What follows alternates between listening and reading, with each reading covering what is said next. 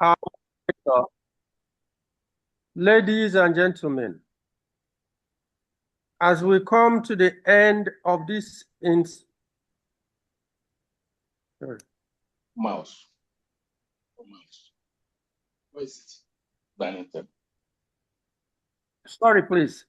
Distinguished guests, respected members of the Business Hallmark community, ladies and gentlemen, good afternoon and welcome to this special edition of Business Hallmark Lecture Series.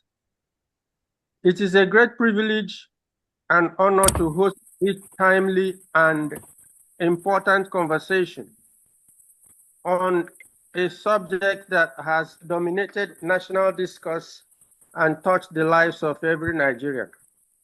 Today's lecture is titled, Nigeria Midway Through Reform.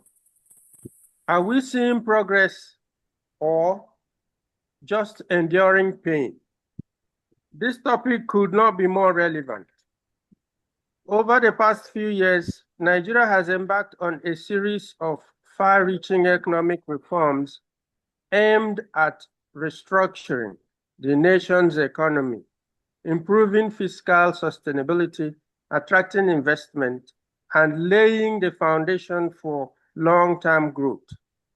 These reforms have included major policy shifts in areas such as fuel subsidy removal, foreign exchange management, public finance taxation, and monetary policy. While policymakers and economic managers have argued that these measures are necessary to correct long-standing structural distortions, many Nigerians continue to grapple with the immediate consequences. Rising inflation, increased cost of living, pressure on businesses, declining purchasing power, and growing concerns about economic hardship have generated vigorous debate across the country. The central question therefore remains, are these reforms beginning to yield measurable progress, or are Nigerians simply being asked to endure pain with the promise of future gains? What indicators should we be examining? What lessons can be drawn from other reforming economies? And what adjustments may be necessary to ensure that the benefits of reforms are both tangible and inclusive? To help us navigate these critical questions, we are privileged to have with us a distinguished panel of eminent economists, financial experts, and market analysts whose wealth of experience and deep understanding of Nigeria's economy make them uniquely qualified to provide valuable insights. Our guest speaker, Professor Abiodun Adedipe, is one of Nigeria's most respected economists and strategic thinkers. Over the years, he has established himself as a leading voice on economic policy, development planning, and business strategy. We look forward to benefiting from his informed analysis of Nigeria's reform journey, its achievements, challenges, and prospects. We are equally honored to have an accomplished panel of discussants who will enrich today's conversation with diverse perspectives and practical insight. Dr. Boniface Chizia, a renowned economist and former banker, brings decades of experience in economic analysis and public policy. Mr. Imawosu, a respected former banker and public affairs commentator, offers a unique perspective shaped by years of observing and interpreting Nigeria's economic and political landscape. Mr. David Adonri, a distinguished investment banker and capital market expert, will provide valuable insights from the standpoint of investors, financial markets, and economic sustainability. Together, these distinguished professionals represent a wealth of knowledge that promises to a robust and enlightening discussion. As we commence today's lecture, I encourage all participants to listen attentively, engage thoughtfully, and take advantage of the opportunity to ask questions and contribute meaningfully to the dialogue. The future of our economy concerns us all, and constructive conversations such as this are essential for shaping informed opinions and advancing practical solutions. On behalf of Business Hallmark, I express our sincere appreciation to our guest speaker, discussants, partners, and every participant joining us from across Nigeria and beyond.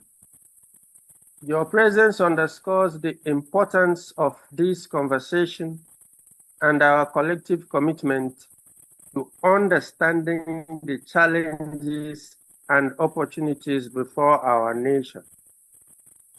Ladies and gentlemen, it is now my pleasure to formally welcome you to the Business Hallmark Zoom lecture. Thank you, and I wish us all a productive and insightful session. Thank you. Thank you very much, Mr.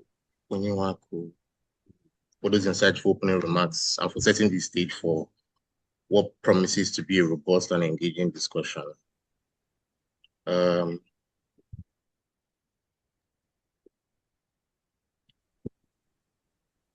Ladies and gentlemen, before we proceed to the main session, it's important that we formally recognize and introduce our distinguished discussants and participants. To do this, I would like to invite a member of our editorial team, Mr. Temi Salako, to present the citations of our discussants and key participants. Mr. Salako, kindly take the floor. All right. Good morning. Good afternoon, everybody. Like my colleague said, Temi Salako, and I would be reading the citation of first the lead speaker of today, the person of Professor Abiodun Adedipe. Professor Abiodun Adedipe is a distinguished economist and consultant with over 4 decades of postgraduate work and professional experience. His career spans several critical sectors, including university teaching, investment banking, project finance, and management consulting. Having worked with prestigious institutions such as the University of Lagos, the World Bank, that is for Africa region, the First City Monument Bank PLC, Professor Adedipe brings a deep analytical perspective to economic policy. In addition to his private sector consultancy, he has made significant contributions to government policy formulation in Nigeria.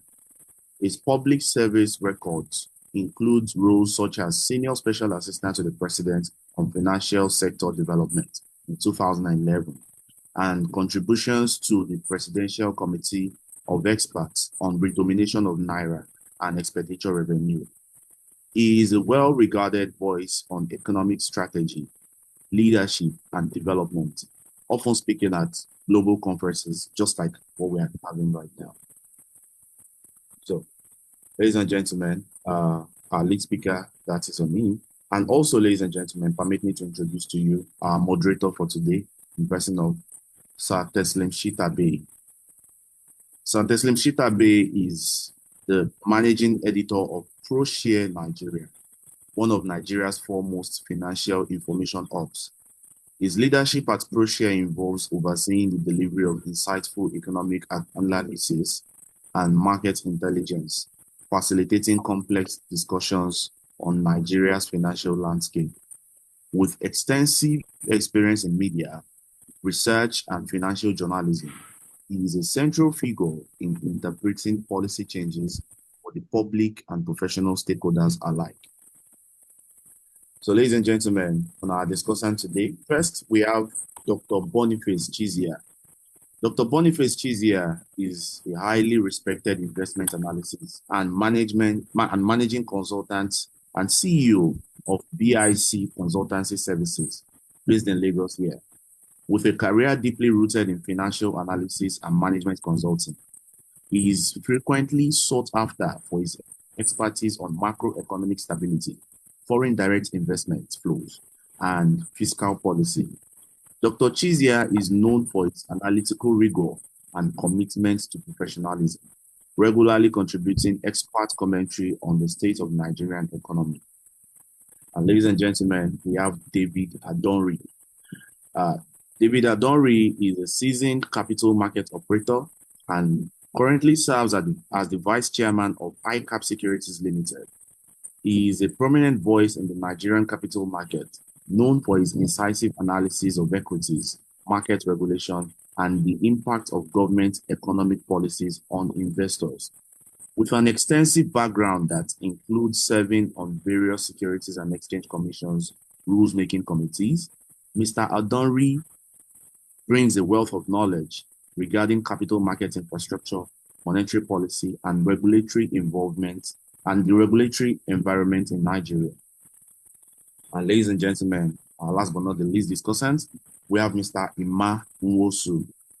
Mr. Ima Nwosu leads Momentum and Pace Consulting Limited as its Chief Executive Officer.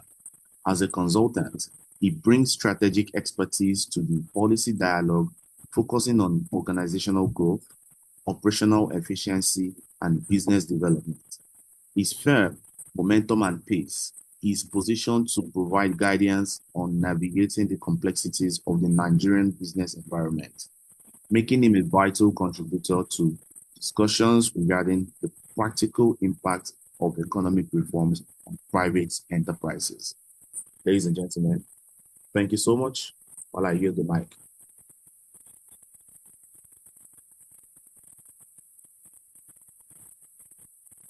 Thank you, Sarako, for those excellent presentations. Ladies and gentlemen, we now move to the main segment of today's program. It's my pleasure to introduce our moderator, Mr. Teslim Shitabe. Mr. Shitabe is a respected media and communication professional whose experience and depth of knowledge make him exceptionally qualified to guide today's discussion. Without further ado, I invite Mr. Teslim Shitabe to take over proceedings and moderate the lecture and panel discussion. Mr. Shitabe, the floor is yours, sir. Thank you very much. Welcome to this unique event, ladies and gentlemen, which I'm sure will stimulate a lot of thought and will prefer some solutions to the very complex issue called Nigeria and its progress. I would like to seize this opportunity to welcome Professor Adedipe to lead us through his thoughts on Nigeria, the economy, and the pains and gains of reform in the current environment. Professor Adedipe, could you kindly lead us through your thoughts? Thank you very much. Thank you so very much, Teslim. And let me also start by expressing my deep appreciation to the leadership of Hallmark newspapers for this lecture series, and especially for having me here today, lead this conversation. And I also thank you specially for the company of professionals I've been today. And what the comfort it gives me is that if there's anything I miss out or I misjive, quote and unquote, I have people here that can put things in proper shape and in order. And I respect them all, friends and professional colleagues over the years. Let me also acknowledge, because I saw on the dashboard here, Mrs. Betty Emeka Obasi, for being here and also holding the torch. So I'm happy to be with you here today. So, and I will start on this note, and that is economics is life. And it is all about decisions and choices driven by individual preferences and interests, which means then that there will be perspectives to the issues, and those perspectives oftentimes will differ. In fact, there's a joke in the profession that we make this way. You have a problem to solve.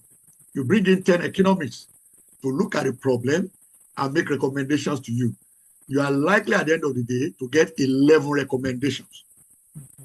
One from each of them, and then one that they unite around. So the question now will be, which one do you go with? All right, so that's the nature of the profession. And that is what makes it beautiful. So today, I'm just going to express, like Teslim said, my perspectives on the Nigerian economy. I prepared a deck of slides, which I would like to share if the administrator of the platform, will give me the permission right now. So I will share the slides and then speak to them. I'm also conscious of time. So in the event I'm not able to speak to all of them, certainly they are the property of Hallmark. That's the way I look at issues like this.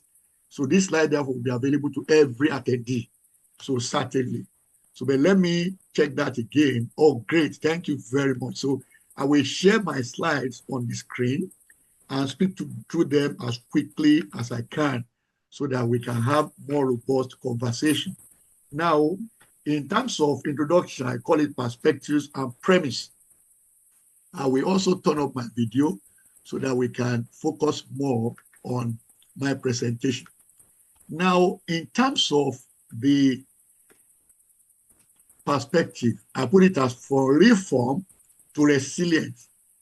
That conceptually, moving from reform to resilience emphasizes deliberate and strategic changes that will enhance the health and sustainability of societies. There's no doubt the Nigerian economy was in distress before the ongoing reforms were initiated in May 2023.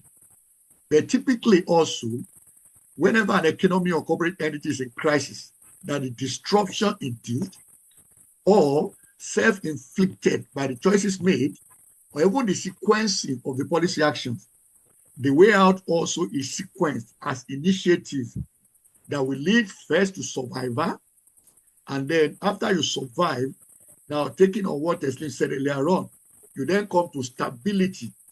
Having stabilized, then we now move on to restarting growth. But that was my thesis when we had the global financial crisis of 2008, and equally when COVID-19 unraveled global economies in year 2020. And the idea is survive first. Once you survive, then you stabilize. After stability, then you can now start pursuing growth. Now, that puts everything in context. Now, when COVID came, we all adopted the common acronym VUCA. We are now living in a world that is volatile, uncertain, complex, and ambiguous.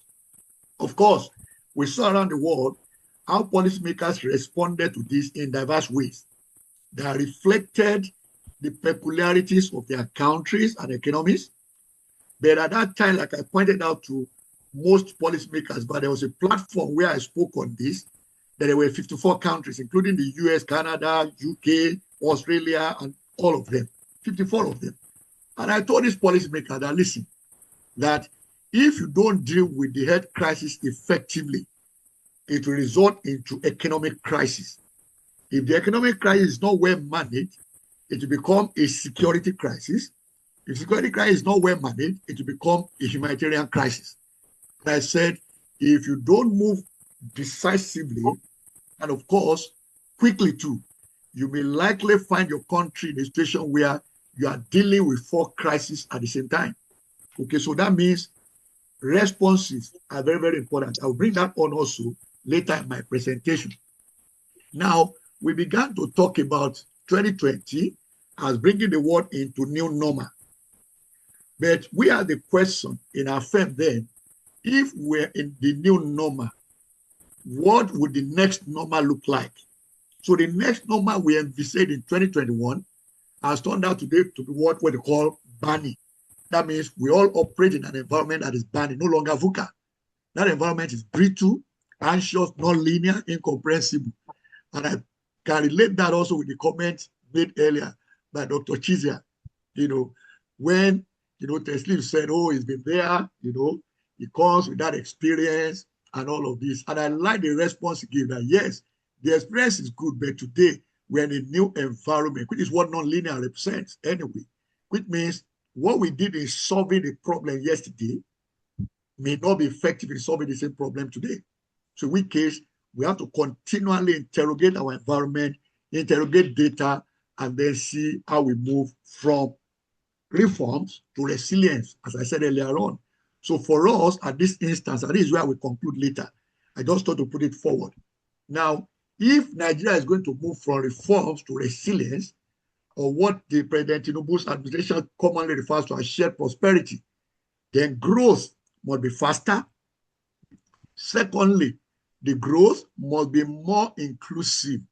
Now, note what I said here. I'm not saying growth we have now is not inclusive. It's inclusive to some extent, but it needs to be more inclusive. So how are we going to get to that? And that's part of what we discussed today. Then for us to move from reform to resilience, shared prosperity, we need to lower inflation. Now, pre-reform environment, what was it like before reform? And I look at this from both domestic and international. Now, in 2021, my friend developed these two slides to illustrate disruptions happening globally, and now they were affecting companies and nations variously. And of course, what is also proves is that the interdependence of economies in a globalized world has added to the frequency, number one, to the intensity, number two, and the impact of disruptions.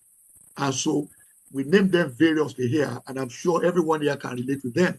Ukraine war, which is still on, macroeconomic instability that came with, addressing the COVID-19 disruption to economies. Of course, the place of AI today that is in fact causing a lot of jitters. There's the argument, are we in an era of AI bubble? Is there a possibility of the dot-com bubble of 2000, 2001 repeating with AI, with over $3 trillion investment and still counting, in data center? But of course, again, we look at the war in Iran, we look at what social media is doing, what we call social divisiveness, the place of geopolitics. The best illustration I will give you there is the big difference between Trump 1.0 and Trump 2.0. Okay, that speaks to the place of geopolitics. Of course, how that is affecting economies around the world and where we are as of today. Climate change, BRICS plus, energy transition, and political volatility. Now, in the environment that we are as of today, the central common challenge that the world is facing is the US-Israel war on Iran. That's my description of it, coming from what we said in 2022 when Russia invaded Ukraine. The news headline said Russian invasion of Ukraine, and then Ukraine started flexing its muscles. So the media started reporting as Russia-Ukrainian war. And then later, when they saw the way things were going, they turned it to Russian war on Ukraine. And of course, if we look at this, which as of today is in its 117th day, even though showing promise of an imminent end, the which is not really clear so far. Now, this caused disruptions to the global supply of 4 major commodities: crude oil, refined petroleum products, LNG, and fertilizers from the Middle East. Now, the narrative about the war has shifted severally, okay? But the interpretation of the war, we pair countries into 4 categories. That means every country around the world, when we interrogated this, fell into 4 crucibles. First, were those that were resilient because they were independent of the Middle East in terms of these 4 products. And then they had strong buffers. The second category, I call them vulnerable one. They are dependent on supply of these commodities from the Middle East, but they have strong buffers. Vulnerable two, they were independent of the supply of these commodities from the Middle East, but their buffers were weak. And then the highly vulnerable, that's the category where you find Sri Lanka, all right? Dependent and also having very weak buffers. So there's even great concern as we speak that this could trigger recession in the highly vulnerable economies and possibly further dampen the global economy this year. We've seen our World Bank and IMF dampen their, outlook for the global economy this year. So now, what was the immediate implication of this and impact? is inflation. While globally, we saw disinflation continue in January and February this year. But as soon as that war broke out, it triggered inflationary pressures that now made many central reserve banks uneasy about monetary easing. So when we began this year, we were talking about outlook for Nigeria, some African countries, and globally. We identified then 3 countries that clearly in Africa had opportunity for monetary easing, which means they are in a position to reduce their monetary policy rate. We picked out Nigeria, we picked out Ghana, we picked out Kenya. And then when this war broke out, all of those expectations evaporated. Inflation rate ticked up in March and April, and even still in May compared to February. USA 2.4 in February, 3.3 in March, 4.6 in April, 4.3 in May. China 1.3 to 1.0, dampened a little, then picked up again in April, sustained in May at 1.2%. Germany 1.9 in February, it ticked up to 2.7 in March, then 2.9 in April, and now 2.6 in May. Japan from 1.3 to 1.4, and then 1.5 in May. India from 3.21 to 3.4 in March, then 7.2 in April. That's double the inflation rate. So you can now begin to put in context what we experience in Nigeria, which we'll talk about later. And of course, for India, inflation dropped to 3.93% in May. UK 3 to 3.33 in March, then 2.8 in April and May. Now, most central reserve banks decided therefore to hold policy rates, being cautious and also watching the inflation trends. Now, return to rate cuts may not happen soon. Even the US Fed, that approaches that dependent of the United States of America, hoped we flip, decided to hold policy rates steady at 3.5 to 3.75 and signal strongly that there will be no rate cut soon. In fact, the latest information I got this morning was that the Fed may likely raise rates. And that is what is happening to the stock markets in the US yesterday and what we expect to continue today. There's also the impact on the global economy, as I mentioned earlier on.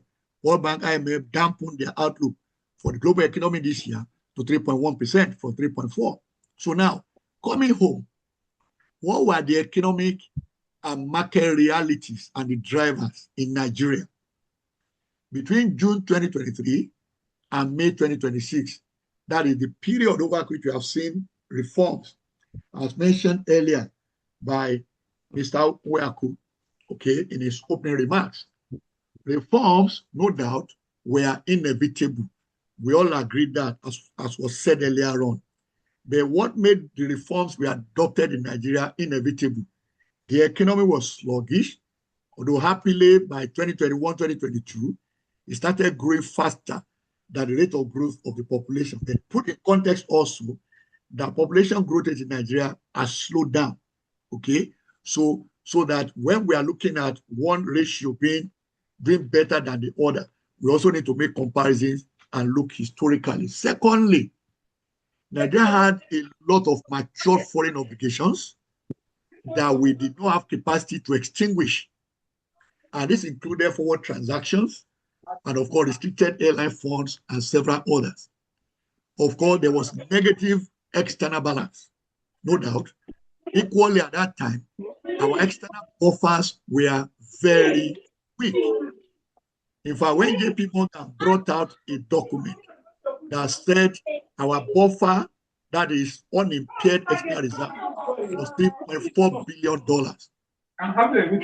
Also said on moral grounds that JP Morgan shouldn't have brought out such data because they manage part of our foreign reserves and they make money from Nigeria. So why should they be the one to expose that to the entire world? Of course, it was to also make us see the reality of where we were. Very weak external buffers. Inflation rate was high. Okay, there was also increasing fiscal imbalance. Huge ways and means advances by the CBN to the federal government. And of course, subnational governments had tremendous salary arrears and other obligations. We also had very weak sovereign and credit ratings. That was where we were before reforms commenced. Now, how about Nigeria after the reforms? And I like to do this, what the data says. And I deliberately always put this forward. because I remind my professional colleagues that we are economists. We are not politicians. Equally, we are not the segment of the media that is hungry for money and therefore wants to create sensational news. Okay? But we deal with what the data says. So, and as mentioned earlier in the opening remarks by Mr. Weaku, what are the major policy shifts that we have seen in Nigeria that we now refer to as the reforms? I have a number of them on this slide. Unified exchange rates, eliminated strange arbitraging and round-tripping opportunity. Central bank introduced FMs and the FS code. For me, one deals with efficiency, the other one deals with effectiveness and right behavior, okay, from the participating banks. First subsidy removal, that removed a crippling annual waste of $10.7 billion and of course created an environment for competition.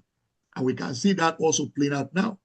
Massive impact of Dangote refinery, especially in the light of this ongoing Gulf War.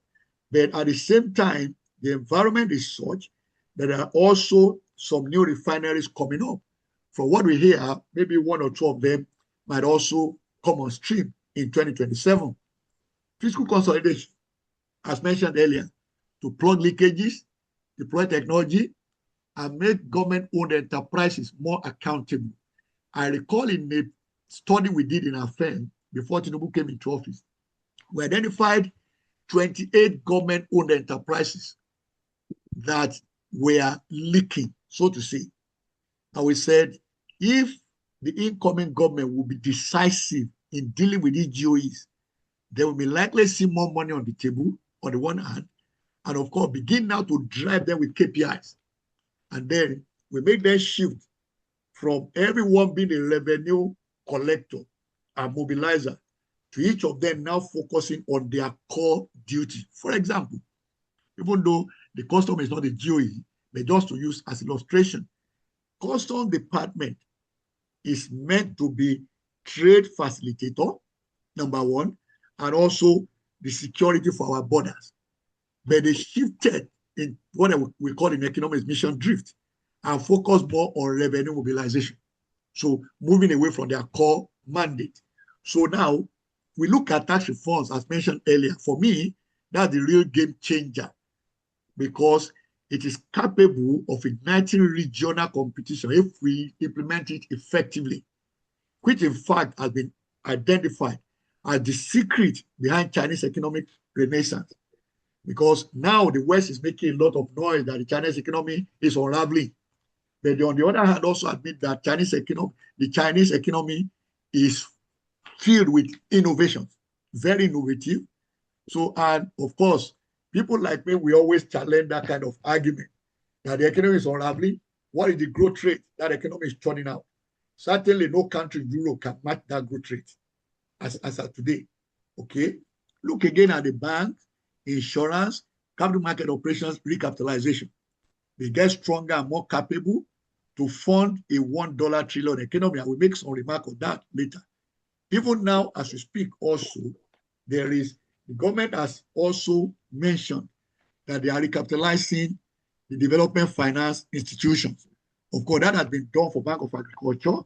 And some of us are also advocating that, in fact, if we take BOI, for example, and what BOI has achieved in the last 10 years, looking at the metrics, obviously, if the government will recapitalize BOI to anything between 3 and 5 trillion naira, the trickle-down effect of that on the 6 thematic areas that BOI operates in will certainly be a big contribution to the vision of a $1 trillion economy. Of course, institutions, which is a major issue historically in Nigeria. And I'm sure, Dr. Chizia will bear me out on this. In our times when we're active at the Nigeria Economic Summit Group, that what we used to repeatedly tell every government over the years is that we either lack institutions or the institutions are weak. And I recall vividly in 1999, when Obasanjo was sworn into office, and then one of the things we presented to him at the first economic summit he attended as president of Nigeria was the need to have an EFCC, and an ICPC. Okay, which today are institutions that, to a large extent, they are pulling their weight, their mandate. But this time around, we've seen NEL Fund, Nigerian Education Loan Fund. We enjoyed student loans as undergraduates in the 1970s. So, and that scheme just fizzled out. Okay, it's been brought back, but of course, in my view, it's better because I know what I enjoyed in the 70s, the university, and what today's scheme is about. Is better. But yes, that also is part of what I identify as trickle down. But can we expand it? Yes. Consumer Credit Corporation. My first visit officially to Asoro was 2007. And it was when President Obasanjo launched the Nigerian Consumer Credit Policy. But he launched it, we never did anything about it. Until now, the institution was created as Consumer Credit Corporation. So for me, yes, that's a good one to do.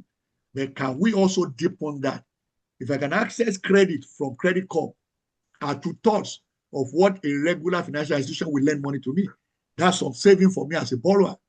But again, we now ask how many beneficiaries. So that also is a window for deepening and taking reforms to resilience and impact. I've mentioned the Recapitalized Bank of Agriculture. National Credit Guarantee Company was, inaugurated last year, just about this time. They had their first stakeholder engagement in July last year. I was the keynote speaker. And of course, for good reasons too, they told me. Because when we did the financial sector strategy for year 2020, I was privileged to be the leader of the credit market team. And we identified this as a major gap in the credit market in Nigeria. So, and that if we have an institution that provides credit guarantee, it is good for the credit grantors, that is financial institutions, the lenders, and it's also good for the borrowers in terms of access and in terms of cost, and of course, the ability ultimately to collect the credit. Then single-digit interest rate mortgage loans, and of course, the proposed capitalization of DFI, as I said. Oil and gas, executive order signed, minimum wage also increased, crude for naira for domestic refineries, electricity policy, where states can now also do everything that only the federal could do over the decades. The local government financial autonomy that involved taking the state governments to the Supreme Court, and of course winning the case, and now mandating local government financial autonomy, even though we know implementation is not fully 100%. Again, that's where there are gaps. So what did the economy look like end of 2024? What did it look like? That's after reforms, okay? And then what did it look like end of 2025? And then, ladies and gentlemen, what did this economy look like yesterday at the end of business? Okay? We are talking about first quarter growth rate this year of the GDP of 3.89%. Compared to first quarter of 2025, that was 3.13%. That is faster, all right?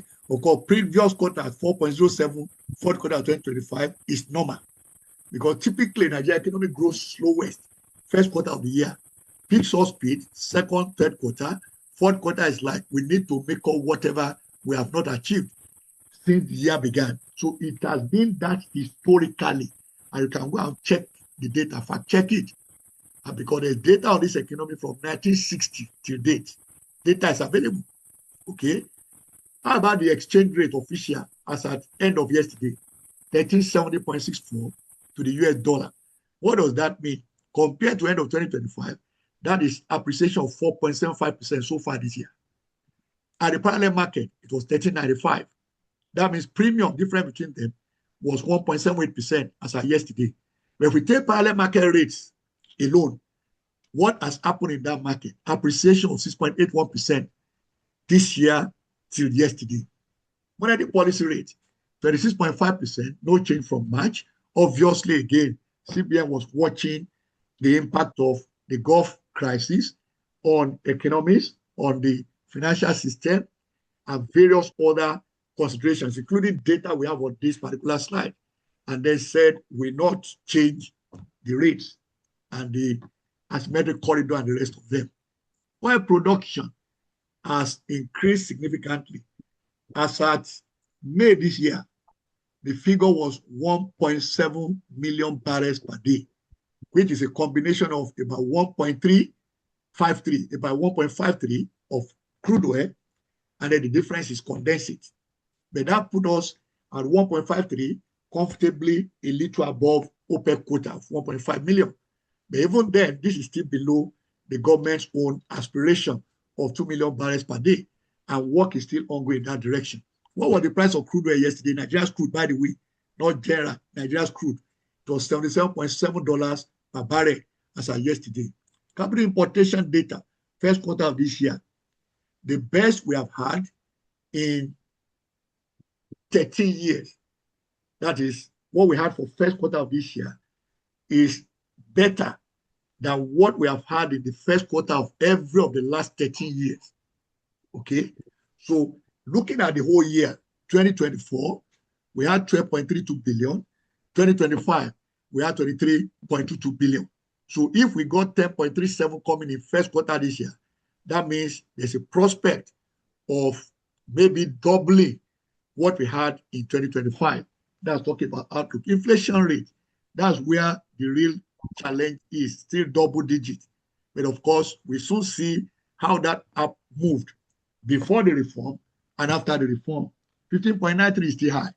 But when you look at the shift between March, April, and May, the increase is not significant, as you see in other geographies that I mentioned earlier on.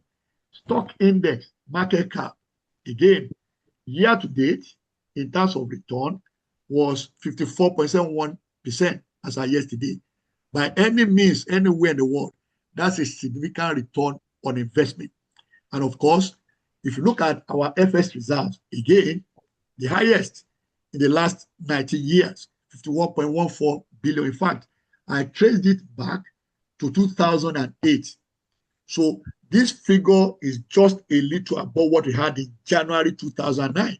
That's FX reserves.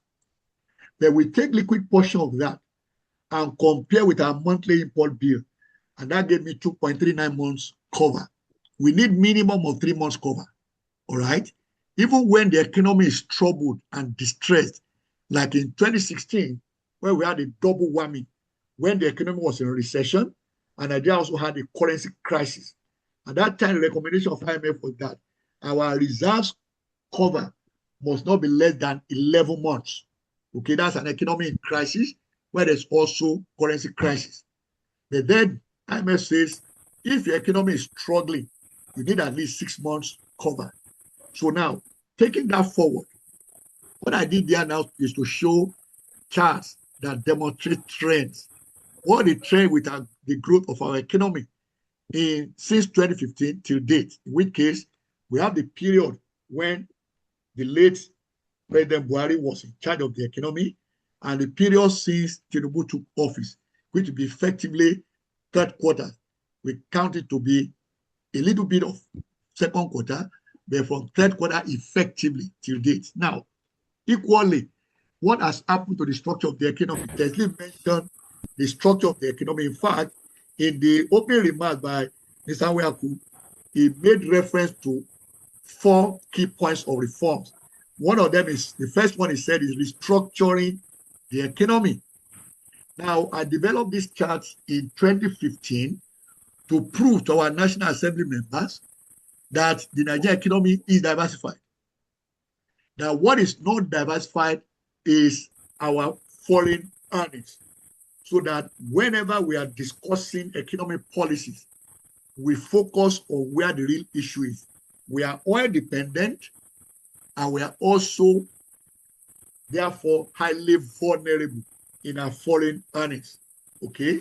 Then looking at this clearly, 19 sectors on the board, 43 activity groups behind them, real GDP first quarter 3.89%.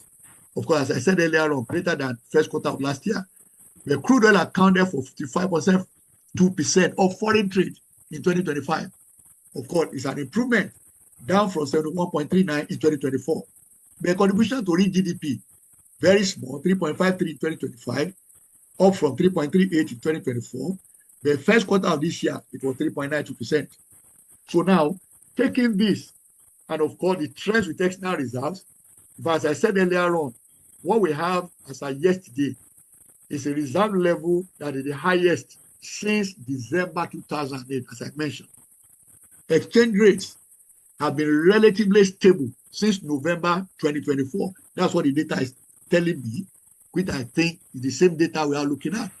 Now, crude oil prices have been on upward swing since the Gulf conflict began on 28th of February this year. Oil production and export have recovered from the slump in February this year and steadily increasing. This is official data from Central Bank, so which is up to April. But as I said, from the government agency in charge of production, the data for production as at May was 1.7 million barrels per day. How about inflation? We can see the trend there coming from December 2022 to May 2026. It's actually to May. Okay, we've seen moderate increase since March 2026, despite the Gulf conflict, which means there are some things still working for us in Nigeria, and I will come to that shortly and then wrap up. Of course, looking at business confidence, Purchasing Managers Index, we can either use that of Stanbic or that of the Central Bank of Nigeria. But the one I have here is that of Stanbic, because the same story is what they tell. Following a stretch of 12 consecutive months from December 2024, business confidence slumped in January, but recovered since February. We can see that above, 50 points. So now, this is the chart I mentioned earlier on. If we now want to assess what has happened since Nigeria went into this journey of reforms, we look at the following data. Where was the economy as at May 2023? Where is the economy today? Using data available as at May 2026.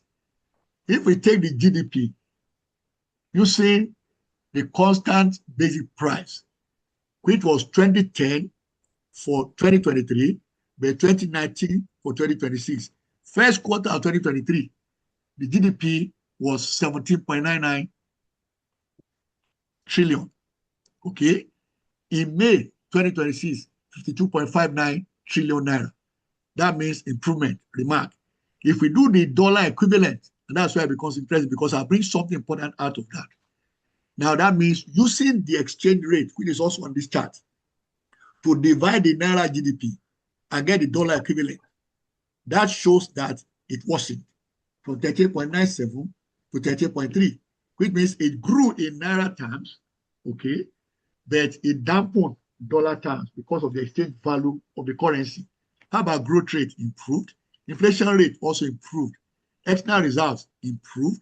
Exchange rate worsened because the removal of strange arbitraging opportunities by now allowing the market to determine the exchange value of the naira meant devaluation. If you look at it as a policy shift, or you can now say, well, it's also depreciation because it is market driven. Then whichever way you interpret it, the exchange value of the currency worsened. Unemployment rate was in from 4.2 to 4.9 as a fourth quarter of 2024 listed data available. Business confidence, PMI, improved marginally from 54 to 54.1. Consumer spending in naira trillions, okay? Again, it got weaker. And of course, that gives a pointer into talking about deepening trickle down. And of course, trade balance improved significantly from a negative May 2023 to positive of 41.42, trillion naira. That's an improvement. Money supply, of course, worsened. More money now out in circulation than what we had in May 2023. Wages growth from 30 to 70,000. And of course, stock index, we've talked about that, and market capitalization, which showed improvement. Now, I decided to pull a few things out of the Nigerian Development Update published by the World Bank April this year. That's 2 months ago. And I use this as also some other aspects of comparison from the data we all know, but using what the World Bank collated. And of course, I will devolve in some instances to the World Bank because I know what my experience was when I was the staff of the bank way back in 1989. The data I had access to, being a World Bank staff, was not available, accessible to the regular analyst that is out there in the market. So if you look at this trend, 21, 22, maybe you can say, well, some part of 23, and now you move at 24, 25, where you see the real impact of the reform. Contribution to GDP growth, because you can see clearly there that services expanded significantly. Okay. Then there is net indirect taxes, bigger in 2024, but smaller in 25. Now you come to the oil industry and agriculture. You can see that reflect what I said earlier on. Now look at spending, and this is important. For me, this is where we actually talk about trickle down. Because most of the time we say, well, we are facing reforms and it's space all over the place. But there are two important things I want to bring out here. The governments, whether national or subnational, now have a lot more money available to them. And they are also spending. But if you look at the subnational, that's the chart to the right, something interesting is there.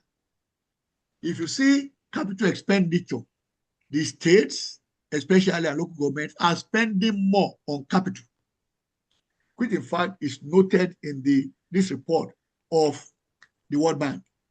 So, and because of this, as I think I mentioned that in my closing slide, and I'll get there in another 2 minutes or so and close. Now, you find that anytime there's construction, whether it is in real estate or in delivery of infrastructure, it always creates ancillary businesses that go in this manner. The contracts are awarded to companies that are private entities. Then there are the suppliers of the materials. Then there are the people that work there, we call them commonly labor, okay, that receive wages, and many other ancillary services that relate to construction. So the more of construction happening, the more economic activities are created on the back of it. So I will leave that there. Then there's this that speaks to consolidated fiscal operations. And what is pointed out here, according to the World Bank's remark on this, if you look at spending, that's the red line, and then the revenues, the blue one is the fiscal deficit. But what we observe here is that the deficit has narrowed in the years since reforms began as compared to before the reforms. So which means, yes, we have not gotten there yet, but we are moving in the right direction. Now, this is the poverty chart in that same report. Although on this, yes, I don't disagree with the interpretation of the World Bank of this data. Where I disagree is their methodology. Now, if you want to get a proper interpretation of poverty in Nigeria, you cannot use what people earn. You should use what people spend. And it is taking us back to economics 101. That the money I spend is a combination of two things. The money I earned and the transfers I receive. In the African culture, we receive a lot of transfers. It means we give gifts to each other, and therefore what we enjoy or money available to spend is not always entirely what we earned. I mean, for me as a person, just to illustrate, I received cash gifts from two individuals between Sunday and yesterday.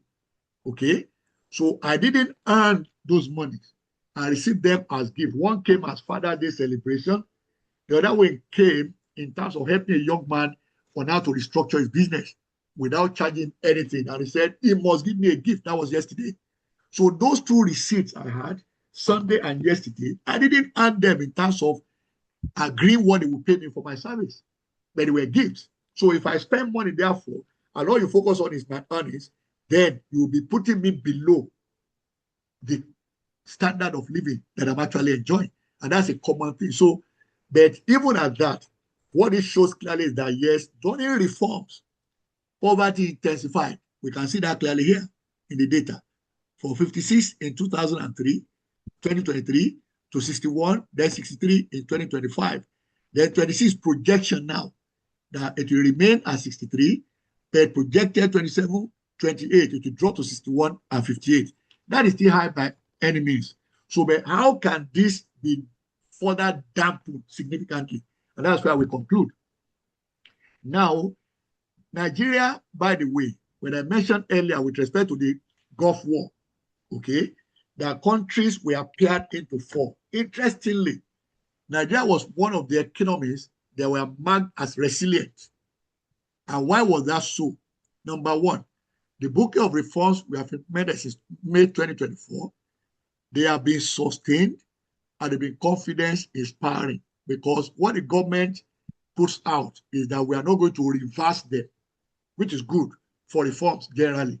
Secondly, we have also built domestic refining capacity. In fact, my comment there was that if not for Dangote refinery in operation, Nigeria would have been in serious trouble with this Gulf War. Okay, but we know not just refine crude oil now locally in Nigeria, we also refine solid minerals. All right, there's growing supply of fertilizers to global markets. Of course, our share in 2024 was less than 1%, but Nigeria is projected globally to become a major player in another 2 years, given the expansion going on with Dangote fertilizer, Indorama, and of course, other plants within that space. We had strong external reserves, which points to import-based cover and debt capacity, and of course, stable and appreciating currency in all market segments. And an interesting thing, which the Bank of Japan began some 26 years ago, that our own central bank governor also did this year. We call it policy guidance, when he made a statement that given where the economy is and given where we are in terms of buffers, okay, that there is no reason for the Naira to be devalued in 2026. We call that policy guidance, which means if you're an investor, if you're a business owner, you can plan based on what you see now as the average exchange rate in the market.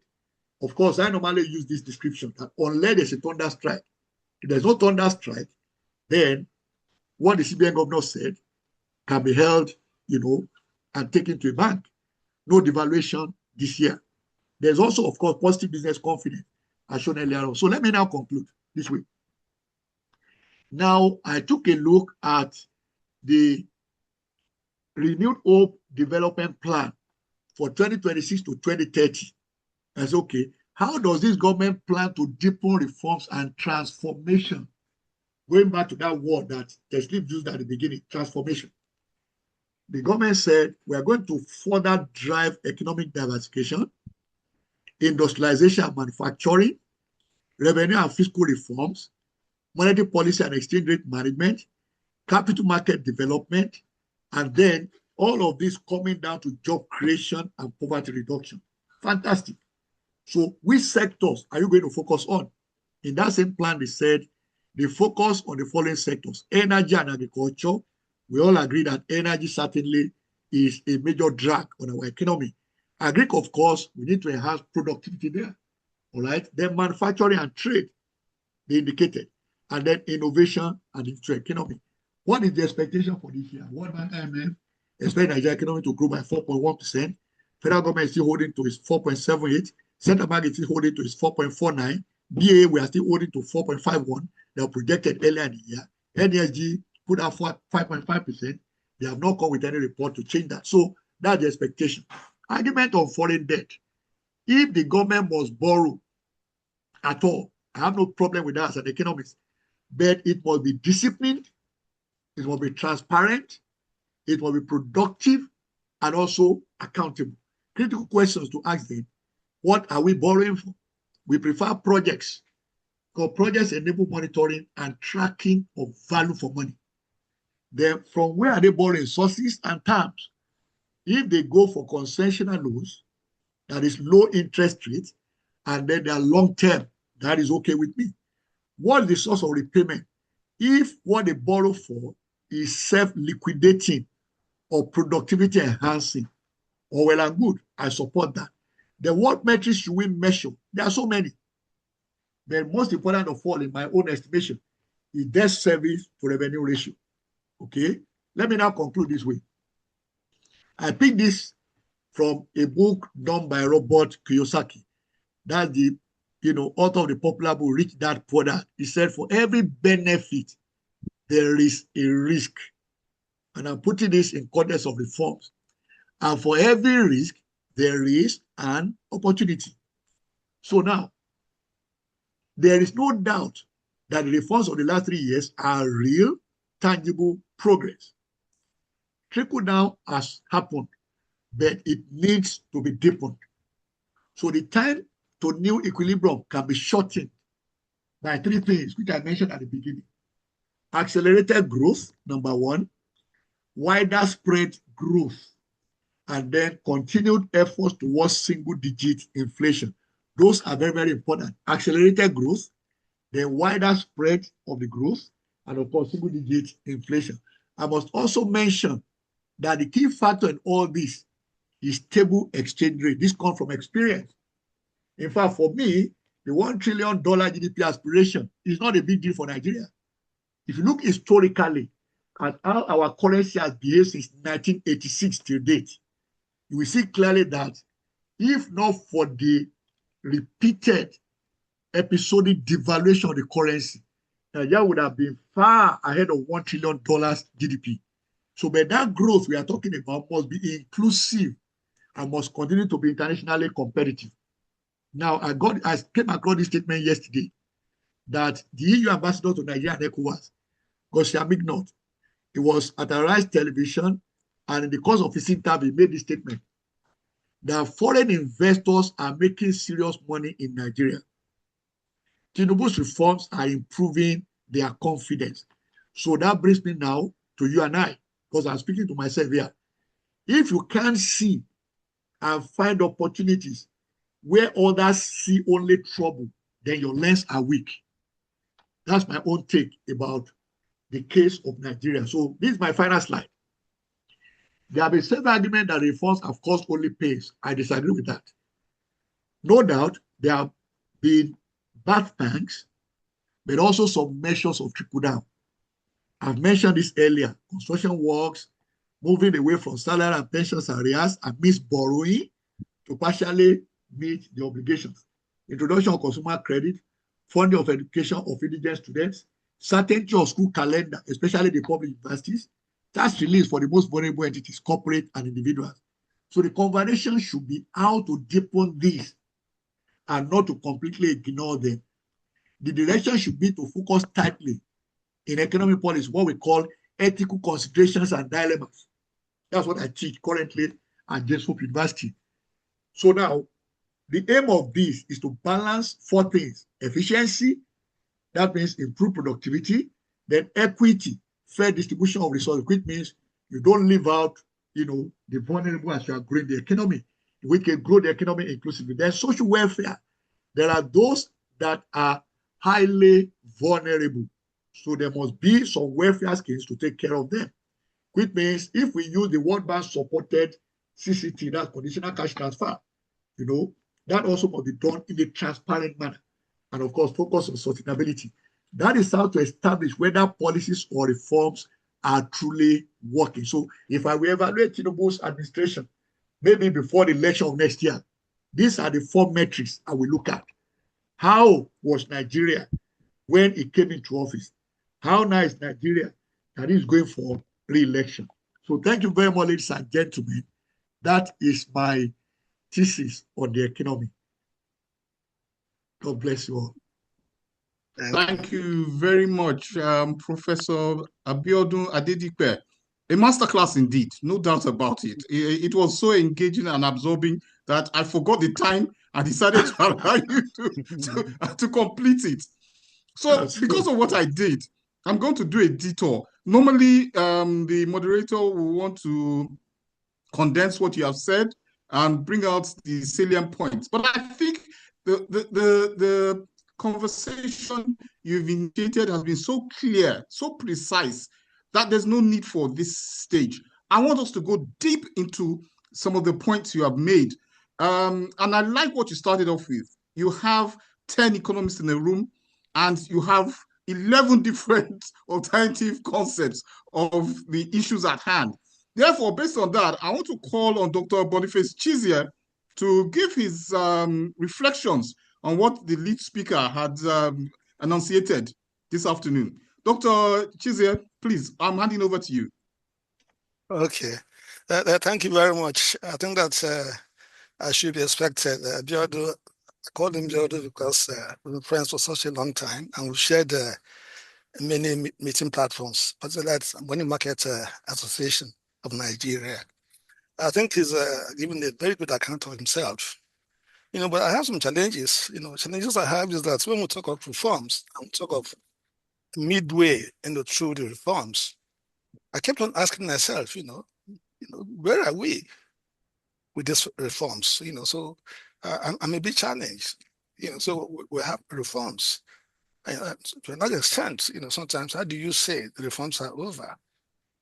So even if you look at the monetary sector, where the central bank has done a very good job, the reforms are still ongoing. So you find that you have rate of exchange, there's some stability, which is very important in terms of business confidence and people being able to operate within our environment. You can't manage you can manage risk, but it's very difficult to manage uncertainty as a business person. And so when in a situation where, to a large extent, I think that we've attained some stability in the rate of exchange. But the point you cannot run away from is that the rate of exchange, like Dodo did say in his presentation, if you take the rate of exchange from where this government came on board to what it is today, it's a long shot. I think that's the depreciation of the currency is something that we're still struggling, to come to terms with. So we have that challenge. And then what are the prospects? Do we have any prospects? Are we taking in that direction? Can we ever see the rate of exchange, stabilizing downwards? Are we going to be able to get it to say 100 naira to $1 thereabouts? Is that something that is possible, within the foreseeable future? I think those are some of the challenges. When you now take the reforms as they are, talked about really where are we? I think that if you go to the fiscal reforms, I think that's a lot of challenges here. Even the tax reforms, fiscal reforms. One of the problems we've had is that we've done reforms, and the benefits of the reforms have not been warehoused, for us to see clearly, for the citizens to see clearly, for the citizens to feel the impact of these reforms. So we remove subsidy, and so you say to yourself, so besides the fact that subsidy has been removed, the government, fiscal authorities would save, we have some savings, we don't put some money there, but then we're not able to see the impact of this removal of subsidy. So we hear that some national governments are awash naira and so on and so forth. Where is that money being put? Historically, if you look at we've had subsidy removal, we've tried it during Abacha and so on and so forth. Those in authority, they created special vehicles to warehouse these reforms and make sure that this money that is being the government is no longer putting in the subsidized consumption, that it's going to be impactful. So you put it in an area of the economy where you can measure and see what effect it has had. But that has not been the case so far. So we have reforms. The amount of monies we are saving from these reforms, I'm in the dark about it. Maybe Biodu knows. I don't know how much we're saving from the reforms. And what we're doing with the reforms, we also don't know. So we had PTF, we had the Shopee, and so on. Those are past reforms, vehicles that were created, when we had the past reforms. But right now, we don't know where we are. So we have reforms. We've removed the subsidy, and we've inflicted hardship on people, like petroleum products costing more. But people cannot see where this money, this money has been put. People cannot see relief coming from the fact of this reform. So I think that those are some of the challenges. We have these reforms and we are still borrowing. Like Barry did say, we are still borrowing now. I think the word out there says that this government has doubled the debt stock. They met it at about something, trillion naira. Now it's 150 something. So we doubled it. So we're not spending money the way we were spending before, subsidizing consumption, which is really criminal. Like Barry did say, the economic summit for years on end, we try to recommend that subsidy is not the best way to spend your resources, because at the end of the day, the subsidies you give, you cannot point to where it's going to. So it's a misapplication of resources. But then we remove the subsidies, and then we cannot trace the benefit anywhere. So we cannot trace it either. We're borrowing, and we're not seeing it anywhere. And then all you do is you see it in areas of the wasteful expenditure. And so you spend on Hajj, you spend 90 billion naira on Hajj, and then you spend on yachts, 5 billion naira. You want to buy, spend on presidential plane, 220 something, is it trillion? Am I talking about billion? And so on.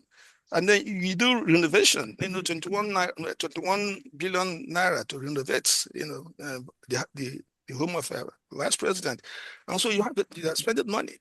And then you take the debts, and the debts we are taking, and then the Fiscal Responsibility Act, like Biodo did say in his presentation, we should take debts, that we can monitor. So first of all, we should be project-based debts. So if you're going to take debts, and you're going to make sure that it's going to move the economy forward in the desired direction, it must be a debt that will be self-liquidating. So you put the debt in an area whereby you can trace the impact of this debt. So we're taking debts, and then even where we're embarked on projects, you take the Calabar, the coastal road, 15 trillion. And then we give this debt, we give this contract, we spend this money, and then there's no competitive bidding. So there are lots of challenges. So you check if you go to Central Bank. Central Bank has done very well. I think that's where Cardoso needs to be given some kudos, for what he has done. And I'm sure that Ways and Means Finance, he's probably that has stopped. I don't think they're doing that again. But and then if you look at the differential between interest exchange between the official rate and the parallel rate, I think that again has been reduced, to an area where that is not on its own a very attractive sector to go into, and then try and round trip. So we don't know all these things, and then so at the end of the day, you look at the sectors of the economy, and you say to yourself, take power. As I speak now, I live on the cliffest one. My power, it's not reliable. So in spite of all the reforms, bandits and bandats, you can't talk about the economy growing. If people don't have power supply, it's so basic. So there are a lot of things that are disjointed. And you take the institutions of states, take the judiciary. So this government comes on board and triples the salary of the judiciary. Muike recently just inaugurated houses that they built for judges in Abuja and so on and so forth. So you do that, and then to that extent, they are beholden to you. You take the legislatures, you go to legislatures, and the senators are earning 21 billion naira a month, and the legislators are earning 13.5 million naira a month. And that's an economy in Nigeria where we're not able to pay. Some states up to today are not being able to pay 70,000 naira minimum wage in a month. So there are lots of discussions, lots of problems, and the corruption itself, corruption is it's an albatross. I just read in the papers. I did a small post yesterday that Dangote refinery that Nigerian importers are now going to Lome, Togo, to go and import, load Dangote refinery and bring back to Nigeria. And I said to myself, how do we begin to rationalize that? How do you begin to explain the fact that Dangote refinery in Togo is cheaper. They would take it, buy it in Togo, and pay transportation, the freight and so on, associated costs, bring it to Nigeria, and they still make a profit. And what was good there, they're making a profit about 65 naira a liter. And when you think of the amount of the quantities we're talking of, that's a humongous amount of money, to make. So I think the challenge is that you look at the poverty rate, but Jody did say, which I agree with him, that really, when you want to assess any government, what you want to do is to say, look, what is the quality of life? And from when you came in, and when you are trying to leave. And I'm sure across board, you can see the cry. We've never seen the sort of outcry, hardship. I mean, I think to Onanuga are trying to defend that there's no poverty in Nigeria. But I said to myself, maybe it is an enclave, but I know what I go through, trying to, at my level here, to sustain, my quality of living. And of course, there are issues, the external factors that have contributed to this problem. We have the Iran, America, and Israel war, which is not helping matters because of the way Trump has handled this matter, his inconsistencies and the fact that he's not predictable, that has worsened things, and he's not been sequential, in what he tries to do. So there are problems in the environment, but I think that yes, we have reforms. We did the reforms without really doing sort of homework we should have done.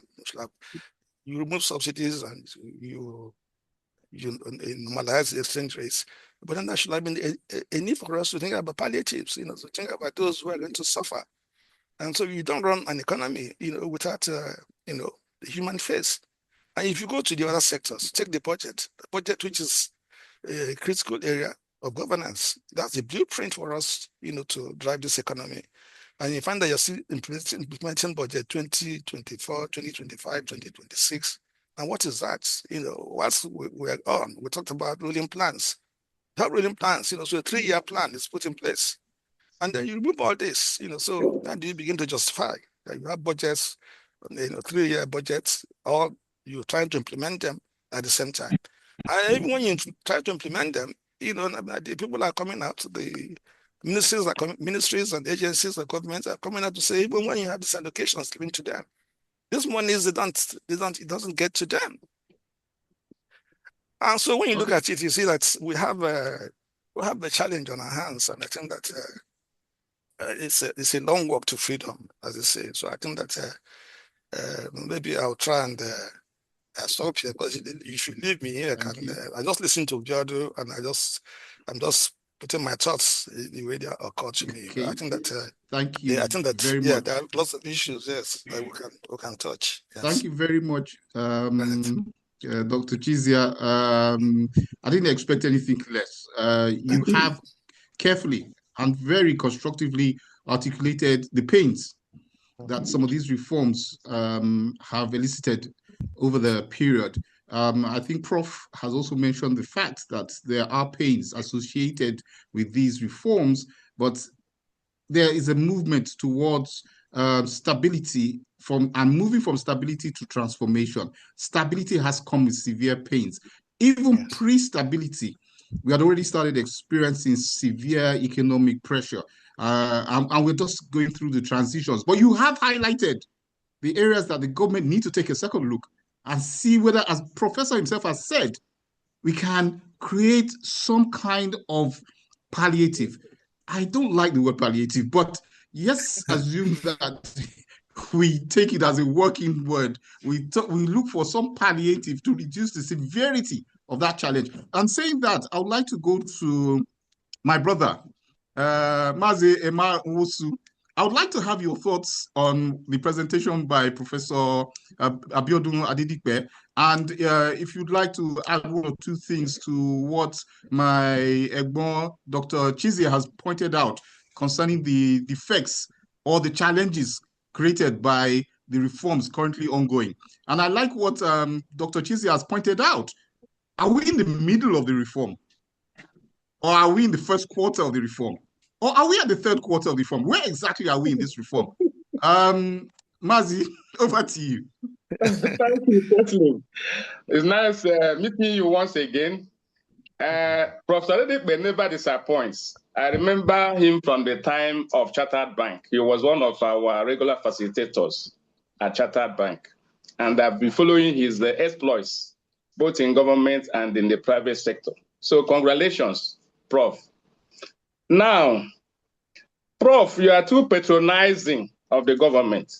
If the government had 4 years and we have run the 3 years, we are not just at the middle of we are not just at midterm.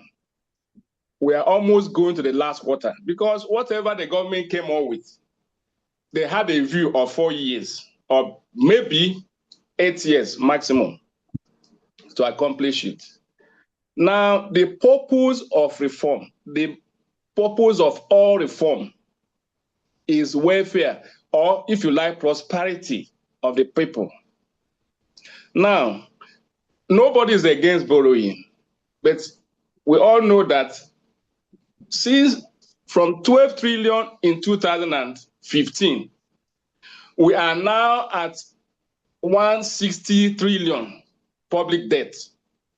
Now, you now look at it in the context of poverty level, which has moved from 42% in 2023 to 63% today.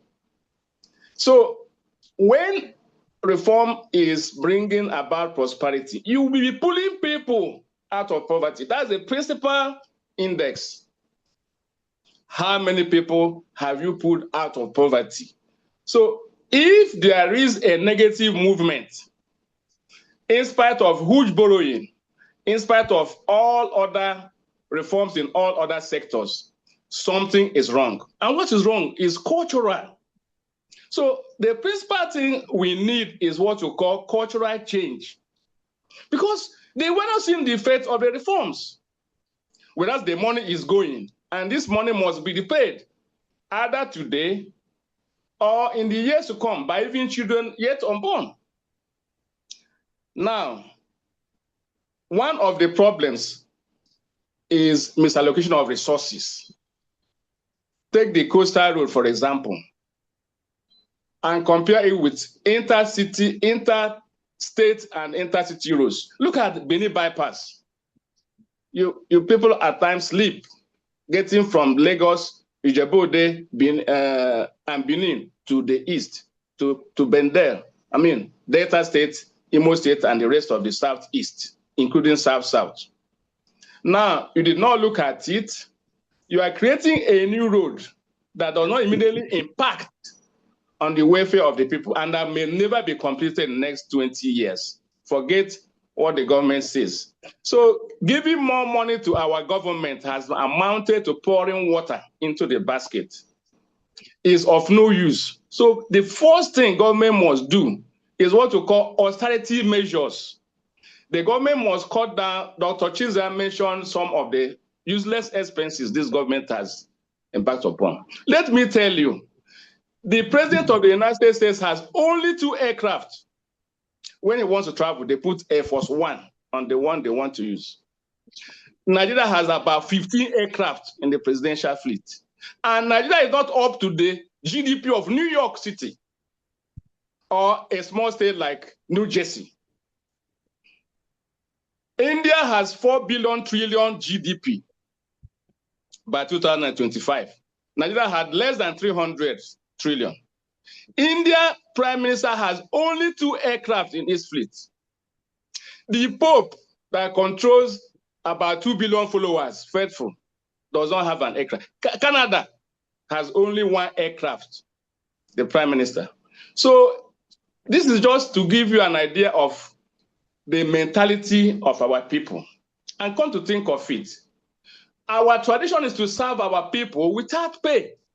We serve our communities, we serve our clubs, societies, like Society of Engineers, Society of Management, Arochukwu Town Union, without pay. And that was the culture before the white man came.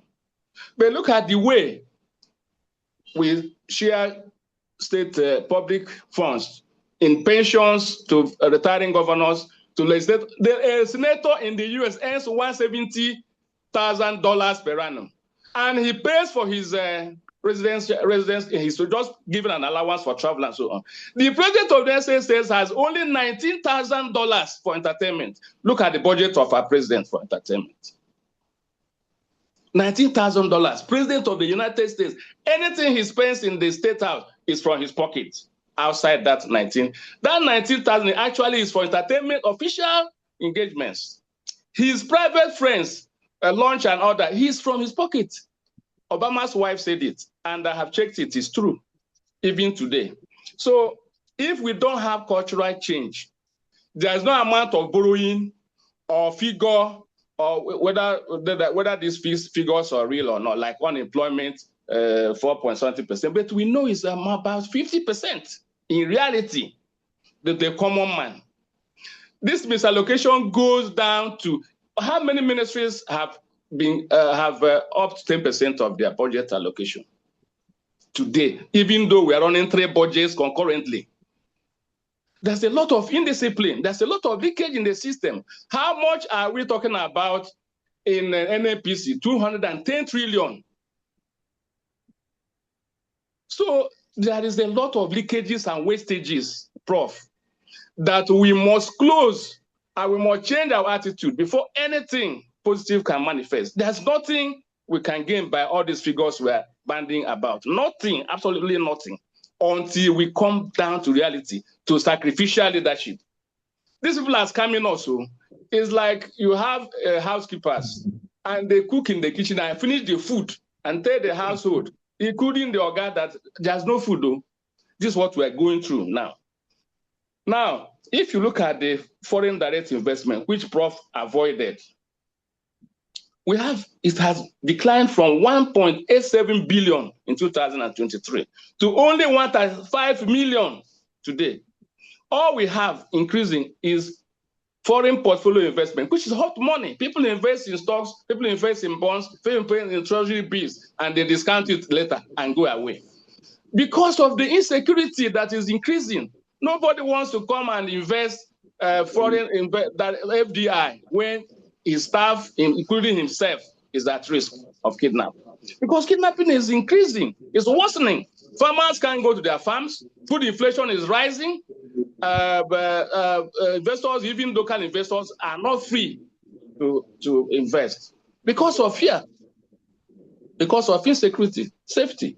So these are all what you call affective domain. In the affective domain, we may be technically competent, reading out figures, this and that. The affective domain, our leaders are too wicked. They are too wicked. They're scamming us. And this way, I don't blame people like Shogore, who said that there must be a revolution now and all that. These people are scamming us. If we don't do anything about the cultural aspects of reforms, nothing will work. Even the social handouts and so on, they will share it on party basis, not to everybody. Look at the elections. Look at what is already happening in the rerun elections. So the affective domain is the problem, not the figures. Not the figures at all. Poverty rate is increasing, kidnapping is increasing, GDP is declining, Prof, is declining from 4.487 billion in 2003 to 377 billion today. Is declining. So all these things is to say that we have a long way to go. Even the new tax regime, the free tax-free threshold is too low, 800,000. You are taxing the poor. You are saying I'm consolidating, but you are taxing the poor, because the poor, if you take a man and a wife and one child, you will look at the threshold of say 1,200,000. But the threshold is 800, yeah. But the average family in Nigeria is about 5, I think. Man, woman, and 3 children. So there are a lot of things our people are doing, our leaders are doing, without any conscience. Now, their service that we are borrowing is also working against the reforms. Because After paying interest, which is almost 50% of revenue today, you don't have money to embark on capital spending. Because capital spending, government spending, G, we all know it in the national income equation in basic economics, is critical, as Prof mentioned, because of the multiplier effect on employment, revenues, and so on, even tax, again, at the end of the cycle. But see, by the time you have serviced your debt, in fact, you don't have anything left. The money also, most of this money goes to recurrent expenditure rather than capital expenditure that has multiplier effects. So there is a lot to complain about the reform. We are not there yet. And there's no hope from the way our leaders are conducting the whole thing. Yes, thank you very much. Thank you very much, Mazi Wusu. I appreciate the observation. Professor Adedipe, it really is a challenging situation. One of the books I've read recently says only the paranoid survive. Increasingly, Nigerians are being paranoid about policies, and while you have mentioned that the confidence level has increased abroad in respect of the Nigerian economy, those who live within the economy, their lived experience has been increasingly challenged. That doesn't mean that there's no reform, and it doesn't mean that the reforms have been bad. It simply means that the impact of those reforms have been rather harsh on the Nigerians. So I don't know whether when you're going to respond, you could recommend or suggest ways the government could make their policies less severe and the pain more diffused amongst the various households in Nigeria. But I want to seize this opportunity to call on another distinguished professional, and I will hope that he will look at the things that the last speaker talked about when we're looking at foreign direct investment, foreign portfolio investment, the Nigerian capital market. How has the market performed, given the background given by Prof. Adedipe? Has the reforms had beneficial effects on Nigeria's capital market? Mr. David Adori, I would like you to come and give us your opinions on the reforms and the capital market. What are the gains and the pains of the reform as regards our very, very prestigious market, which has, as Prof has said, done over 50% return to year-to-date return? What are your views about Nigeria's reforms in the last few years and the capital market? Thank you. Thank you very much. Moderator, please permit me to start by greeting the highly distinguished lead speaker, the erudite professor and authority and leading voice on development economy. I also am pleased to be on the same panel, discussants and panelists, Dr. Chizia and Onwosu. Finally, please, I am also happy to express my appreciation of the financial press for convening this session of dialogue on the Nigerian economy. Having said that, I would like to start by stating the very popular verdict of informed commentators on the ongoing reforms in Nigeria. What are the informed commentators saying? This is what their verdict is: that the reforms have laid a solid foundation, but the dividends of the reforms are yet to be received. And we all agree, because the presentation of Professor Adedipe has been quite illuminating, because he has quite expectedly taken us across the domestic economic situation, and also juxtaposed it to the foreign economic conditions. So we have a very clear picture of where we are as a nation, and what is happening around us in terms of the global environment.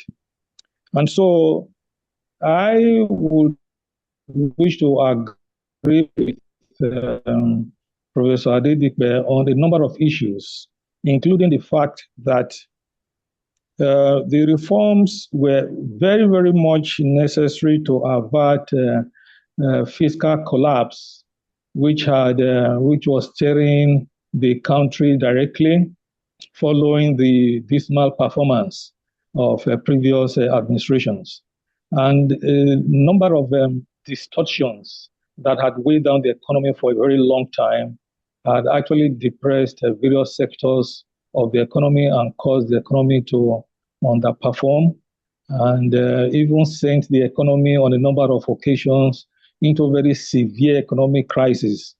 You remember that in 2016 or 17, Nigeria suffered a stagflation, and then that repeated itself again in 2020.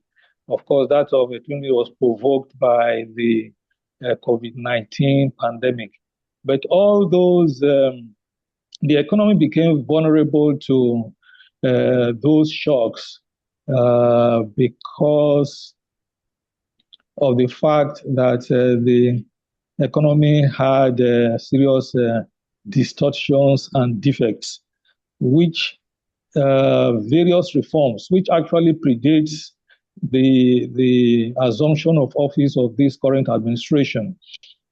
We are actually looking at the reforms from 2021. A lot of things had actually happened. I'll cite an instance, for instance, I think between 2021 and 2023, we had the PIA, the Petroleum Industry Act. If that reform had not been undertaken, I'm not sure that Dangote Refinery would have been a viable entity today, because at the price at which Dangote would have been able to put his petroleum products in the market, if the fuel subsidy had continued, of course, he would not have been able to profitably run the establishment and be viable or competitive. And so the PIA itself was very, very important as a primary reform in the energy sector. Of course, there were other reforms, some were negative. I take a look at the currency redomination reform, which the last administration had ushered in, which was a colossal failure and a disaster, which was later revealed in the course of the reforms that this current administration has embarked upon, and that has restored confidence in the financial system. And so since we moved from the previous administration's reforms, and then we actually proceeded to the current very audacious reforms. A lot of things have happened. A lot of them have been confidence boosting, but others, I regret to observe, may just be issues around propaganda. Let me cite an example, for instance. I think it was around early in the administration of, in the last administration, the inflation rate in the country was purported to hover around about 15.7%. But that figure was hotly disputed by the Lagos Business School at that time. which actually put the consumer price index at over 84%. And now, a major issue is also centering on data integrity, because data integrity is under scrutiny now, as positive economic data currently are at odds with public perception, with realities on ground. I will illustrate this by us taking a look at the unemployment figure, which was forcefully crashed from 33% in May 2023 to 4.3% in June 2024 as a result of a new methodology used in capturing that data. The same thing you remember happened with the inflation rate, which became very contentious when the rate was when it appreciated by over 10% or so after the methodology was revived. So these are issues that put a lot of question marks on the integrity of the data that official sources are churning out, because they appear to be contrary to the realities on ground. But that notwithstanding, I would observe that the reforms have actually been highly beneficial for the economy in general. I hope you can hear me, moderator. Yes. Yes. Okay. The reforms have been quite beneficial for the economy in general, but most especially for the capital market. If you look at where the capital market was in 2021, the all-share index of NGX was a little over 40,000. And up till the first 5 months of this year, especially after the audacious reforms of 2023, investors' confidence in the market escalated to unimaginable levels, to the point that the all-share index had actually climbed from about 40-something thousand in 2021 to over 250,000. In the first 5 months of this year, we have experienced an unimaginable growth, an attainment of a height by ASI, which was nobody had envisaged. The all-share index actually appreciated by over 60%, in the first 5 months of this year. Although we have started seeing some corrections taking place now. And as of yesterday, the market had depreciated a little bit, and the all-share index is now at about 240-something thousand points. So the implication, therefore, is that as a result of the sentiments that surrounded the audacious reforms, investors' confidence actually improved. And so not just domestic investors' confidence, foreign investors also poured massively into the market. And the combination of the incursion of both domestic and foreign investors has actually taken the market to this unimaginable height. So I think that is what I will say for now, while I will join the discussion later when other matters arise. Thank you very much. Thank you very much, Mr. Adori. That was a very deep and comprehensive review of the reforms as they have impacted the capital market. I think I'm going to go back to Professor.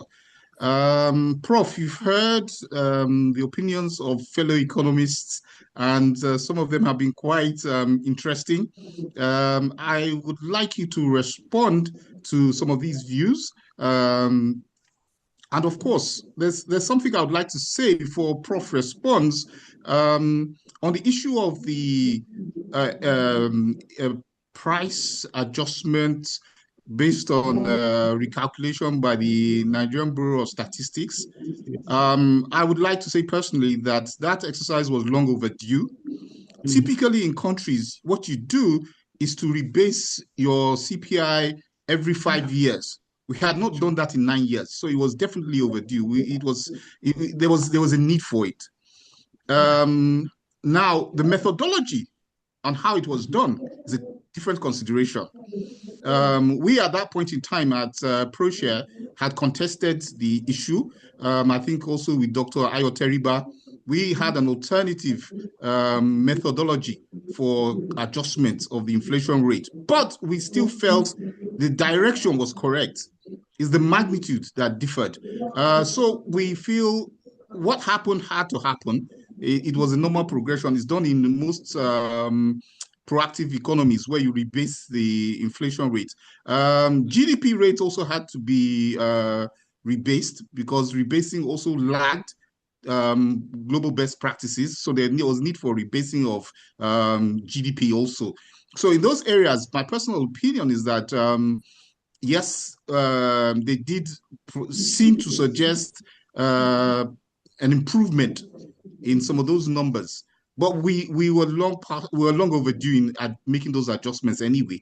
And one of the reasons why it was decided that you would take 2019, for instance, instead of maybe yesterday 2021, was because of the distortions that would have been created by the COVID period. 2021 would have been a post-COVID era. And if you look at Prof's figures, you find out that there was a dead cat bounce in 2021 in GDP. You saw GDP just bounce up because there was a V-shaped recovery, basically because we had a low base rate effect. Exactly. So those are things that we had to take into consideration. However, Prof, I'm not holding brief for you. It's your paper. You can please go ahead. Yeah. All right. Thank you so very much, Teslim, and thank you for your interventions, Dr. Chizia Amazin-Wosu and Mr. Adoni. Now, let me speak to the first part. That is what the comments from Dr. Chizia. Yes, it's a mix, but I want to speak to the issue of savings from subsidy. Now, when it comes to public finance, the savings from stopping subsidy, by the way, I must also put this forward, it was backed by law. And this is why I say so. When the petroleum industry bill was signed into an act in December 2022, December 2021, President Buhari made a remark, and he said sections 305 to 308 of that act should not be implemented until 18 months' time. So at the discussion of this on a live television program with channels in January 2022, I asked the anchor, now let's take December 21 and add 18 months to that. Where will that land us? He said June 2023. I said, so what this means is that President Buhari signed that act, the bill into law, okay? And I said the section that this removal of subsidy should be kept on until he would have left office. So whoever took office after him, whether the person liked it or not, he will meet a law on the ground that compels him not to provide for subsidy going forward. So Tinubu didn't remove subsidy. We need to get that right. Secondly, Buhari signed the budget of 2023. Go and fact check this. There's no single naira provision for subsidy starting from the second half of 2023. So there were two laws that Tinubu met in the office. That's my interpretation of his statement that subsidy is gone. But no, as a politician, you want to take credit for making a bold decision. But for me, as an analyst, I saw a man who met an office where there was no provision for subsidy. So there was nothing he could do about that. Two laws were in place anyway. So we're now talking about where the savings went to. And you made reference to Shopee. Shopee is zero. There was no money there. I made it very clear from the beginning when they launched Shopee that it was an aberration in economics. Now, what they said then In fact, let me backtrack to 2007 to the issue of debt forgiveness when Okonjo-Iweala was our finance minister. I made this remark then. In fact, the Nigeria Economic Summit Group put the one-page note I wrote on it on their website for almost 3 years. And I said there was no debt forgiveness. This was my argument. Very simple. Simple logic. Now, you said we write off $18 billion of what Nigeria owed. Okay, the Paris Club. And that you will write that off if Nigeria paid $12 billion out of the 30 billion we're owing. Meanwhile, the 30 billion had also been restructured for repayment over a 30-year period at $1 billion per annum. So what I said then was that, look, let's play the numbers game here. We are all very financially literate.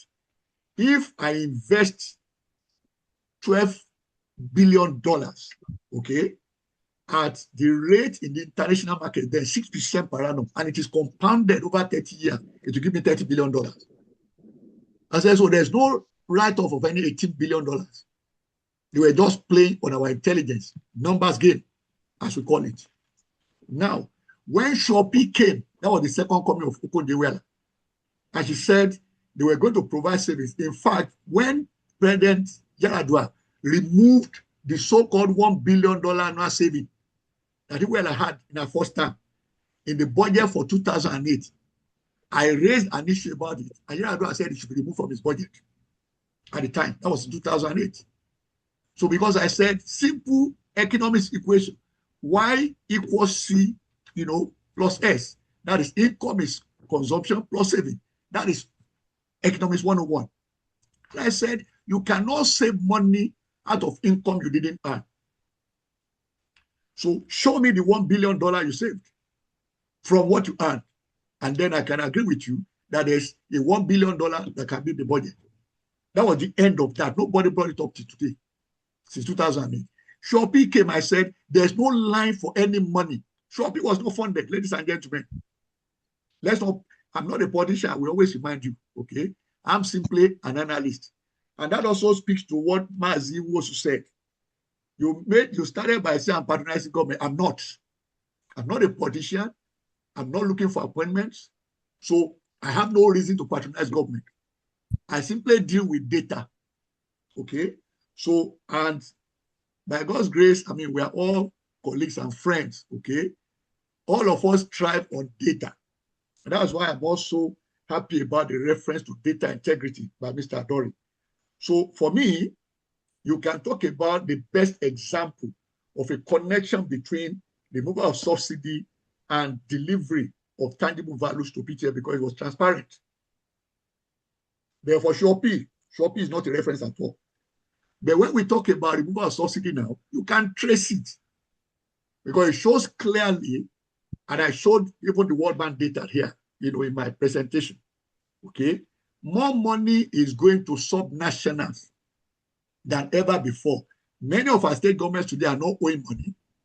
Neither is just salary arrears, no pension arrears. In fact, many of them are inherited arrears, have either extinguished them or reduced them significantly. So question is, where is the money coming from? But we must also forget, because we feel that Tinubu is just giving money to state governments and local governments. No, it is constitutional. Constitution specifies how you allocate. So there's nothing you can do about that. We went through all these during Obasanjo's time, during Yar'Adua's time, Jonathan's time, Buhari's time. So now it's Tinubu's time. But let me also mention this. If Tinubu leaves office, let's assume he loses the election 2027, he leaves office. I had this question about Buhari also in 2019, when there was this kind of conversion. I said, if Buhari leaves office as president, will all our problems be solved? Government is a continuum. And so what we want to see is, where are the improvements between when this person came into office and when he leaves office?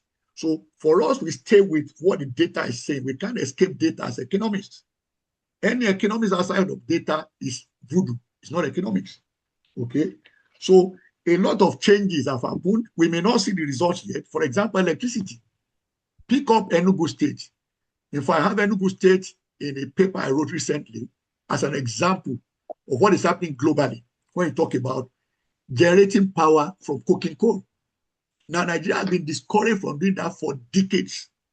Now, Enugu State government said we are going for it. Why? Because electricity is no longer on the exclusive list.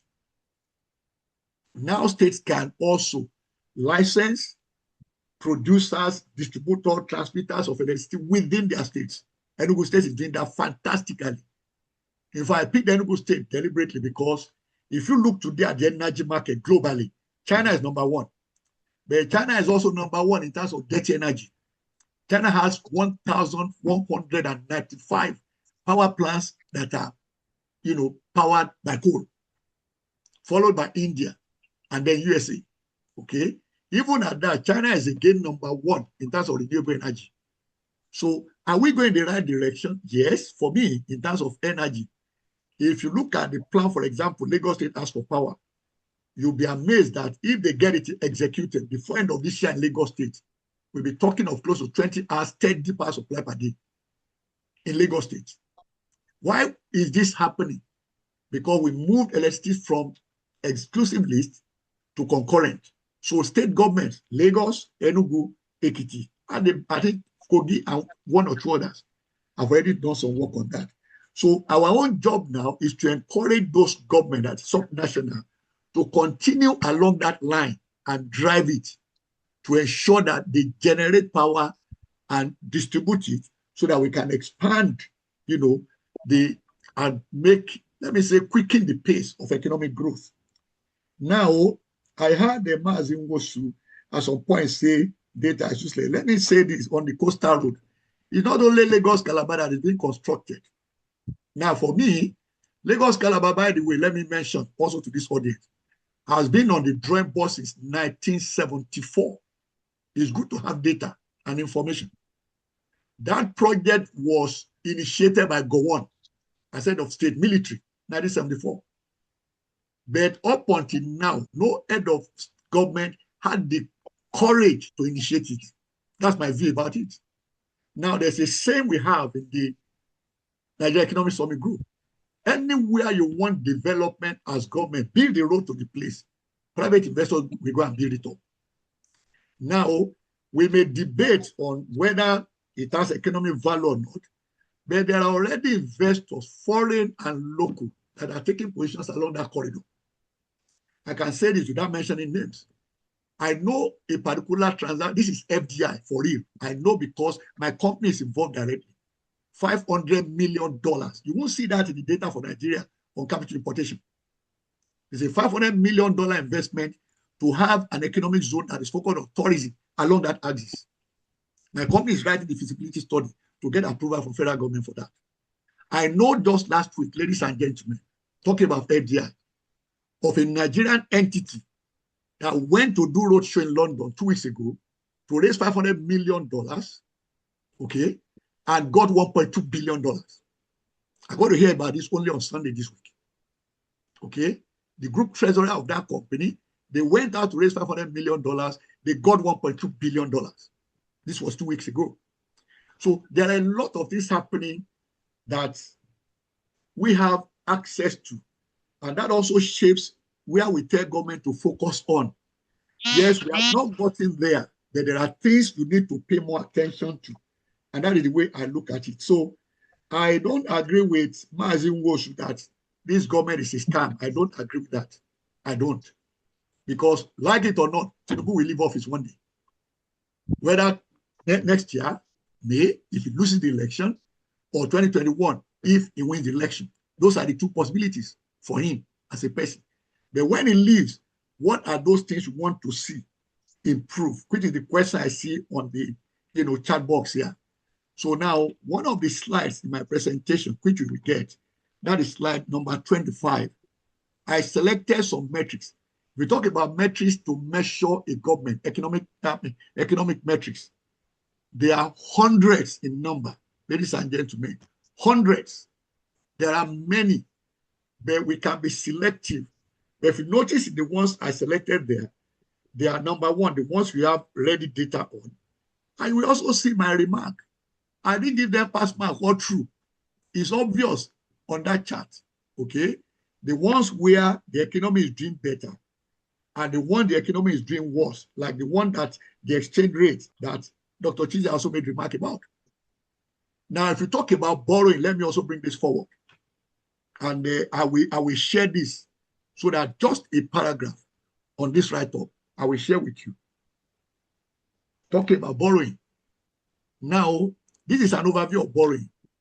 As of first quarter of 2023, Nigeria's external debt stood at approximately $43 billion, while total public debt was around 50 trillion naira, excluding the 22 trillion waste and means advances.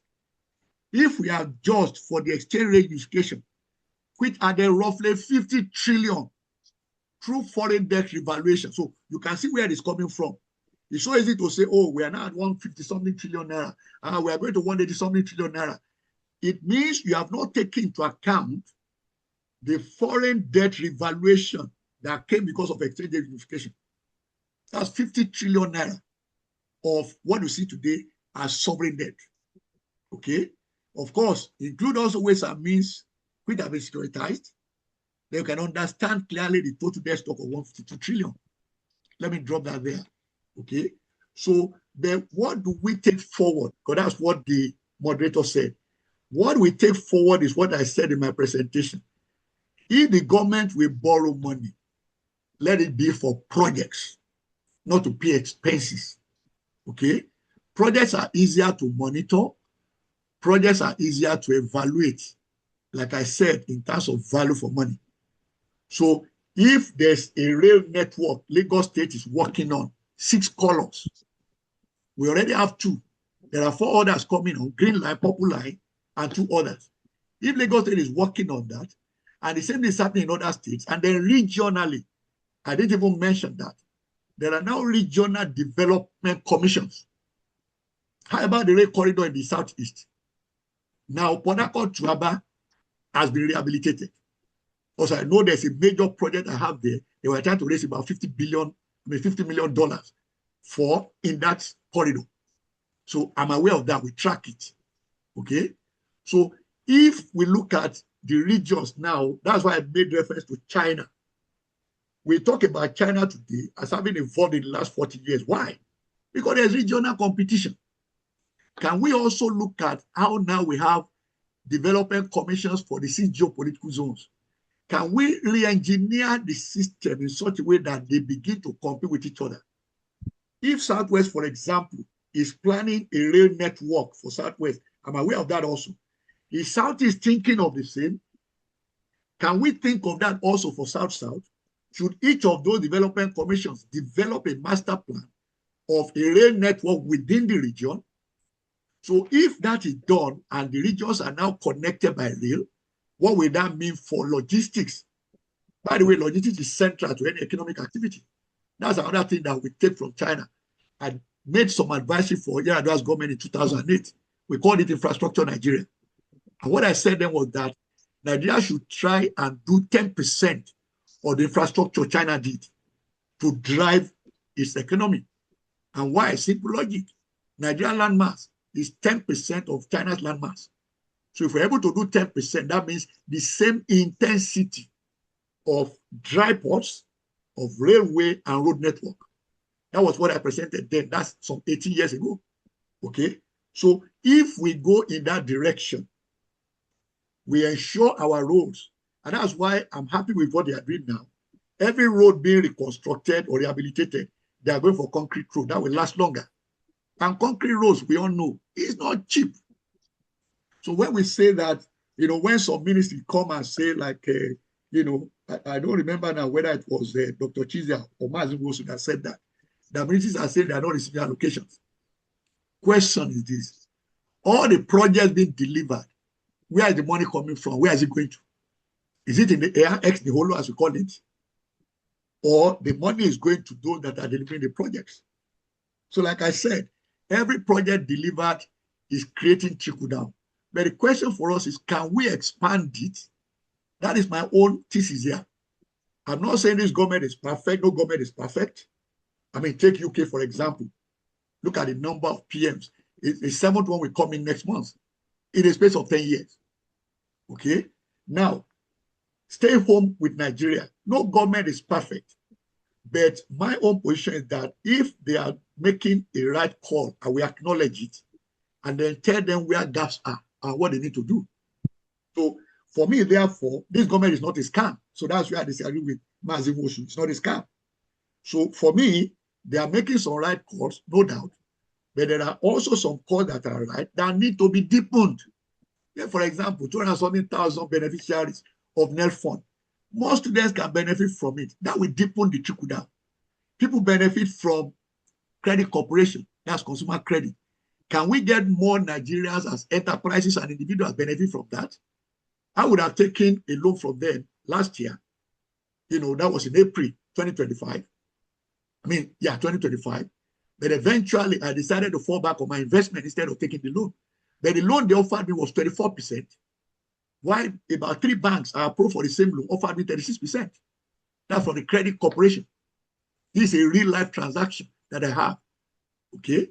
So for me, I tested that policy, whether it was true. And when they made the offer, I said, okay, so it is true. It's what is true that is 24% and not 36% that the banks are charging. So but the issue is how can they expand that so that more Nigerian businesses and individuals can benefit from it. Also, mortgage was introduced. Fine. The amount is not that significant, but they have started. Can they do more? How about the housing? Housing, by God's grace, I should be in Abuja in the next 2 weeks at an African platform to discuss housing in Africa. But again, we bring up Nigeria there. What are they doing? What is FHA doing? Okay. What is the Ministry of Housing doing? How can we deliver more? If a housing alone, in terms of the ecosystem, can turn around this economy, and that, of course, is based on data as well, that goes back to 1930, when we had the economic depression. And then a study done between then till when we had GFC 2008 to show clearly that there are 2 critical sectors to the economy. One is real estate. The second one is the capital market. That anytime any of them collapsed, the impact on GDP is between 2 and 4%. The collapse of real estate is twice the impact on the GDP as that of the capital market. So an understanding of all this, we put on the direction to push the government. Can they intensify their intervention in the real estate sector, which today is the 3rd largest contributor to our GDP, okay, after we rebased. So these are things that I believe we should take into account. Let me also make this as my last response here. When we talk about debt service, we look at the number in the budget. We look at the number and the outcome of fiscal operations, and then we complain. And I just laugh.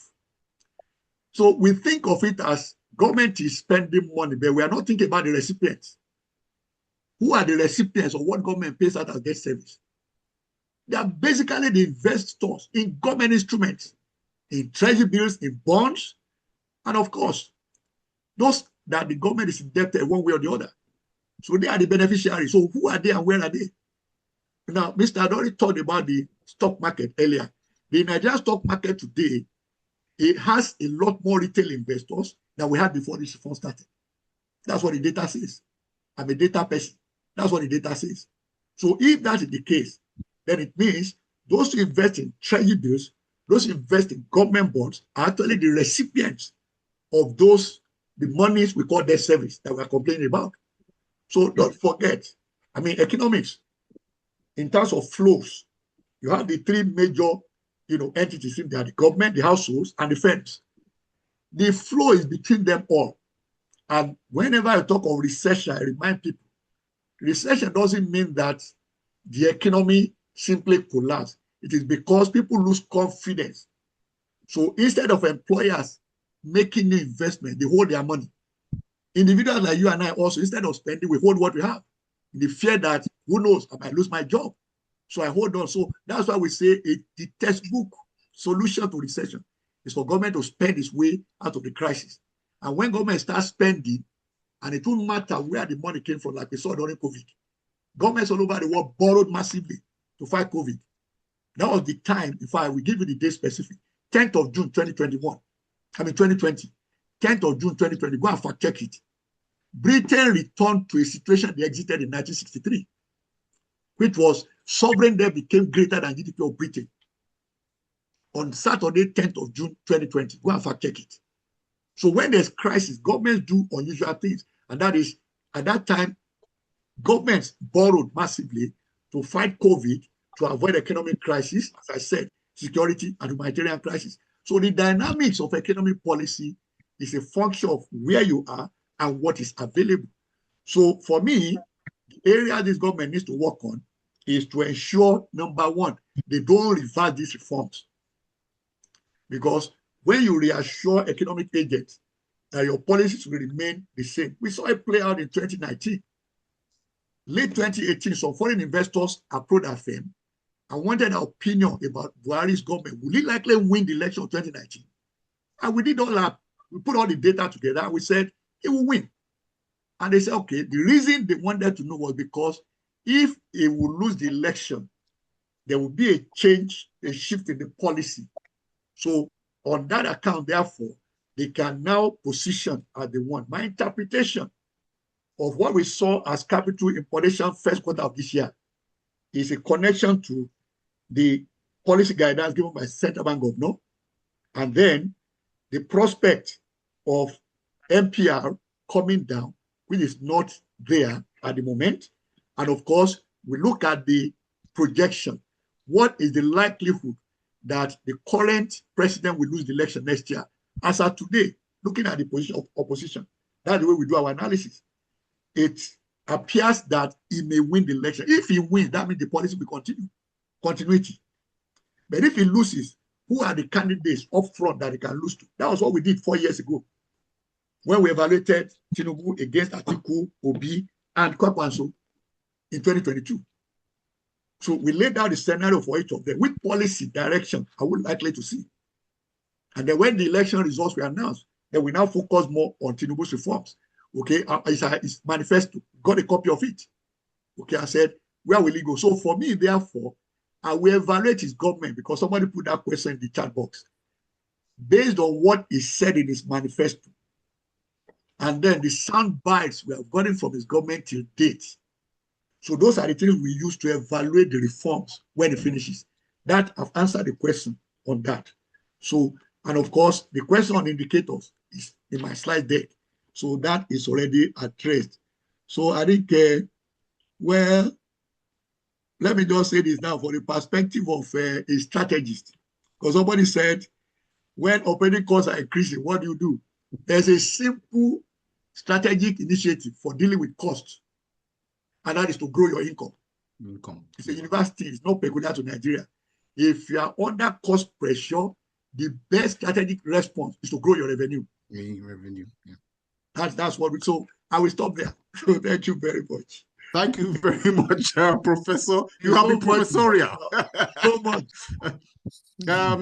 We appreciate you, Prof, for the time you're spending with us and for the insights you are giving to us on a number of very critical national issues, economic issues, and investment issues. Tangentially, you also dealt with the investment issues, actually, and I'm very happy about that. Our time is fast spent, so I'm not going to let too many responses come up at this moment, otherwise we won't leave. But there is a special person I would like to acknowledge, Mr. Marcel Okeke. He's been in the business for quite a number of decades, and I think it would be appropriate to recognize him and allow him to make a contribution. Mr. Marcel Okeke, please go ahead. Oh, thank you so very much for giving me this singular opportunity. Ladies and gentlemen, I've been following this discussion, since we started. I just want to pick one or two items, to make my point. It's on this issue of so much money that is going to the subnationals, and that now they have so much money that they ought to be doing better, doing so much for their people. Now, let me pick one or two items. If you pick cement for construction, a bag of cement by May 2023 was costing between 3,000 and 4,000 naira. As we speak now, is costing about beyond 12,000. Okay? So if you now talk about infrastructure development in the state, and the state government was buying cement at 3,000 or 4,000 per 50 kg bag by 2023, and is now costing more than 12,000 to buy one bag.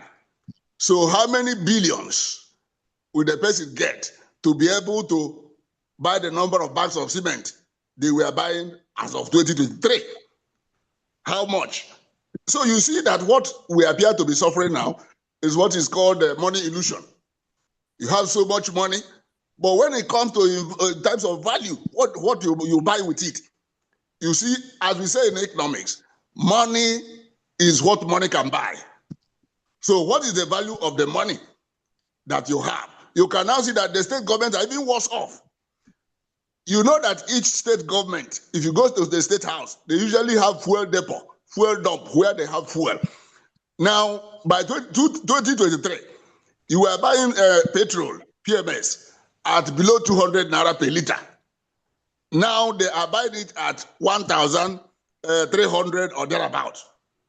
So check how much they were spending then to have their fuel depot at the state house, and how much is being spent now to maintain that depot. Then you can see whether they are better off or worse off. Okay? You know, if you pick any other building material, whether it's iron, let me talk about sand, ordinary sand. When I was doing some work by 2023, what the biggest tipper you can imagine, I was buying it at 40,000, that tipper of sand. Today, last week, we are doing something again. It is now 260,000. 260,000 compared with 40,000 as at that 2023. So these are the things we should be looking at. And we now talk about these reforms working or not working. When you go and pick inflation, you pick exchange rate and all that. I'm sorry, my friend, Professor Adedibe has decided not to mention about foreign direct investment, which was we're talking about. You know, there's a serious trade-off. As the government here sustains tight monetary policy, the industries here are dying. Credit is no longer affordable, even where it's accessible. He himself has mentioned it, that he attempted to get a credit somewhere, and they were giving him 36%, and that is consumer something. So if it's something that involves a construction or that, you can imagine the rate the banks are charging. You understand? So it means that SMEs and smaller companies, the credit is no longer accessible and affordable to them. And so where do they get money?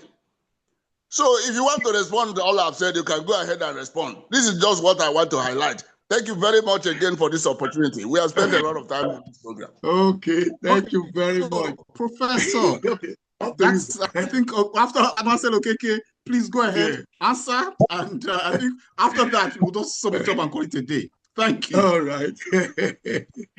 You see, my view about all this is government doesn't sell cement. Government doesn't sell sand. Government doesn't sell rice, beans, garri, whatever it is. So question is, what moves prices? What moves commodity prices? So, and that is the question we should ask ourselves. It is easy to talk about in fact, I can give you prices comparisons too that will paint a positive picture. So it depends on what you are looking at, actually. But my own thesis there is simply this, that the reality that we face today is that there is a lot of unfinished business. At least we unite on that, okay? There's unfinished business. And that unfinished business, I think, is what we should focus on. I'm not out to condemn any government. I won't condemn any government. I'm a policy advocate. That's my role in the last 40-something years. I'm a policy advocate, okay? So, but my view is that, yes, if there's anything you are doing right, I will acknowledge it. Where there are gaps, I will point them out and then advise you what to do. I once said that to Abacha when Abacha was ahead of state, ladies and gentlemen, in 1994. I was not arrested. They came out with their report and said they had a surplus fiscal operation. And I wrote a rejoinder that said it's a deficit. Abacha's government, the finance minister then, AAA, as we call it, they sent me a carton of documents to review. And I did a memo back to Abacha's presidency. That sorry, my view will not change. It's a deficit. But these are the things your government should do to go forward. I was not arrested. I was not harassed. I'm just an analyst. Did the same. I mean, all the time Babangida in office is industrial policy of 1988.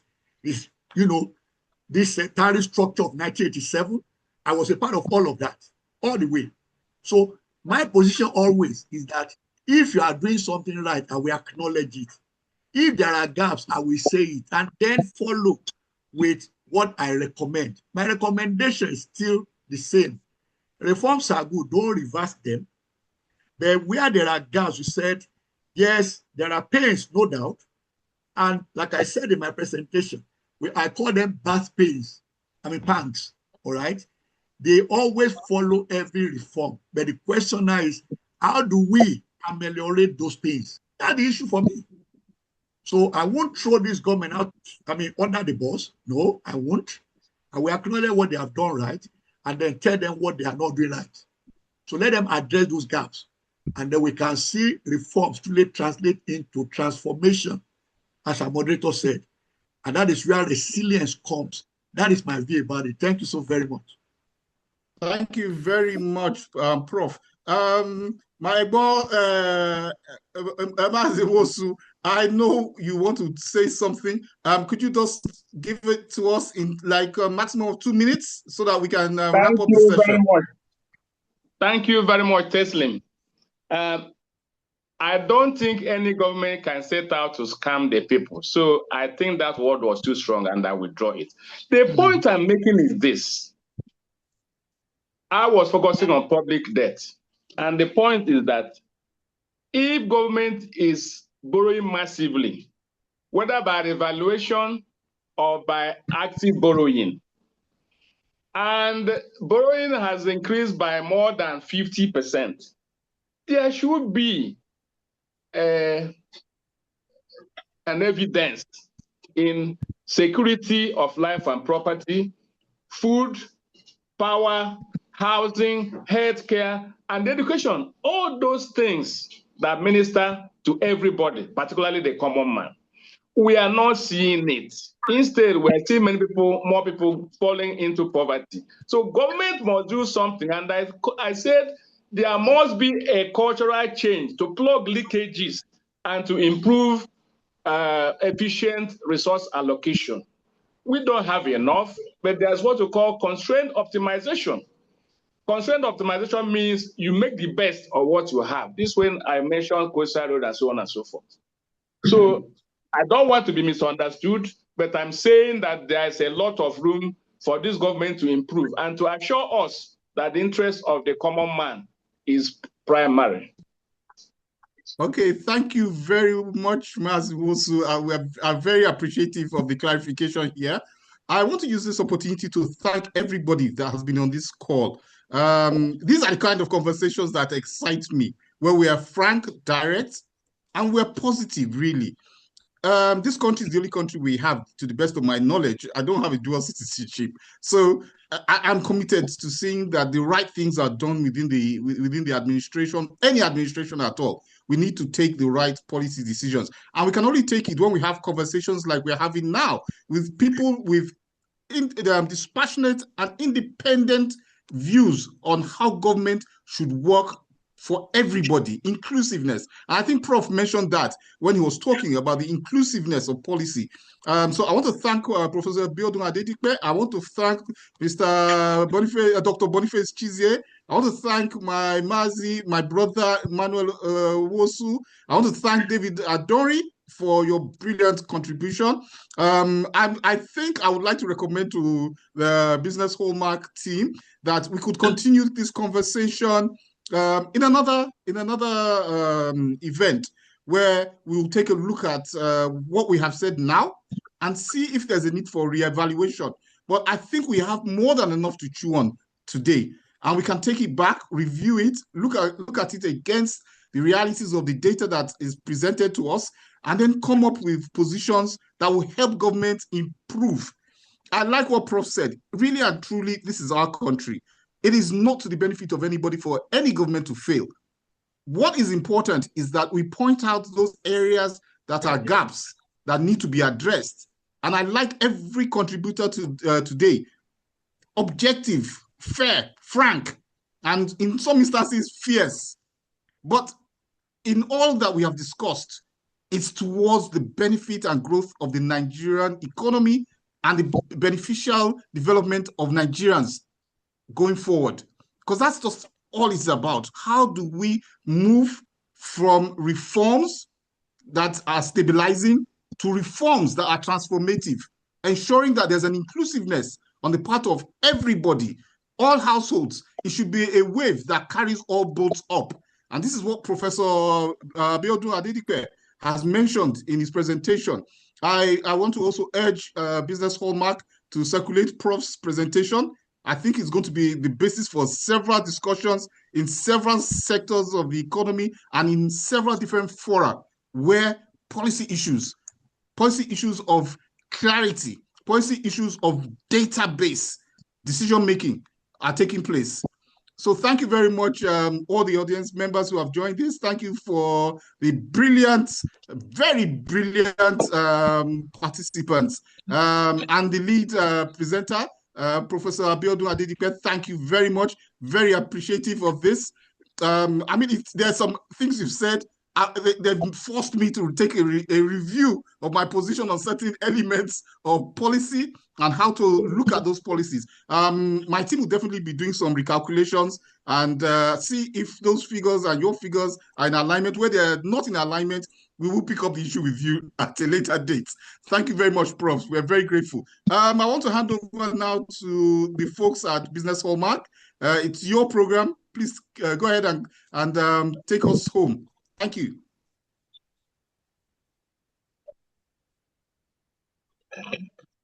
All right. Thank you very much.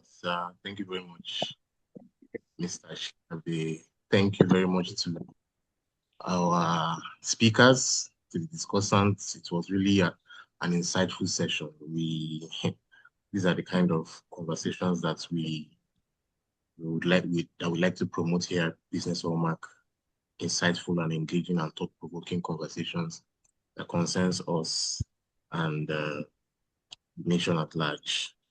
We are really pressed for time now, and I would just like us to, I would have loved to take some questions. I know I see some questions in the chat box, but we're really pressed for time, and I'm sure we'd really like to take this conversation to where we'd like it to be, but maybe another time do that. So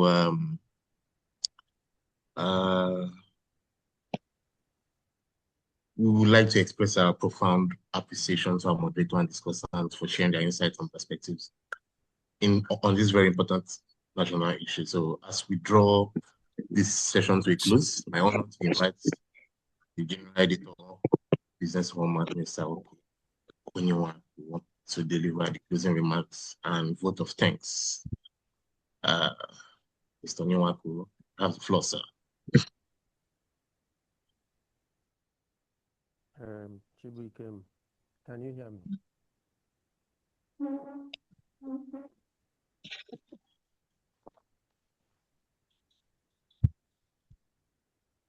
Thank you, Mr. Chibuikem. The program has been very interesting, very exciting, and very explosive.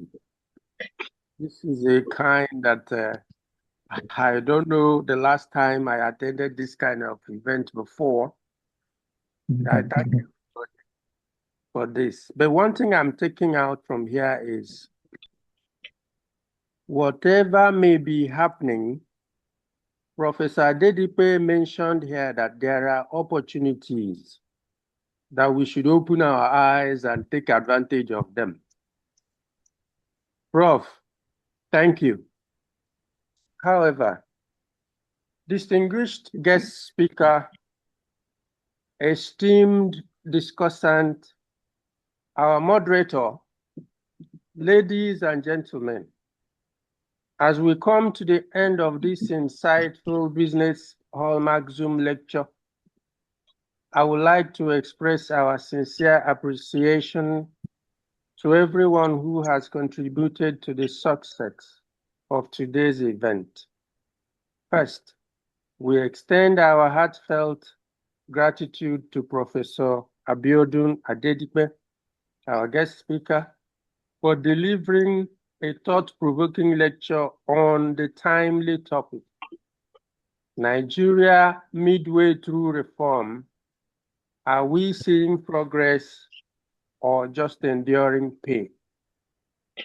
Your analysis has helped us better understand the complex realities of the ongoing reforms and their implications for businesses, households, and the broader economy.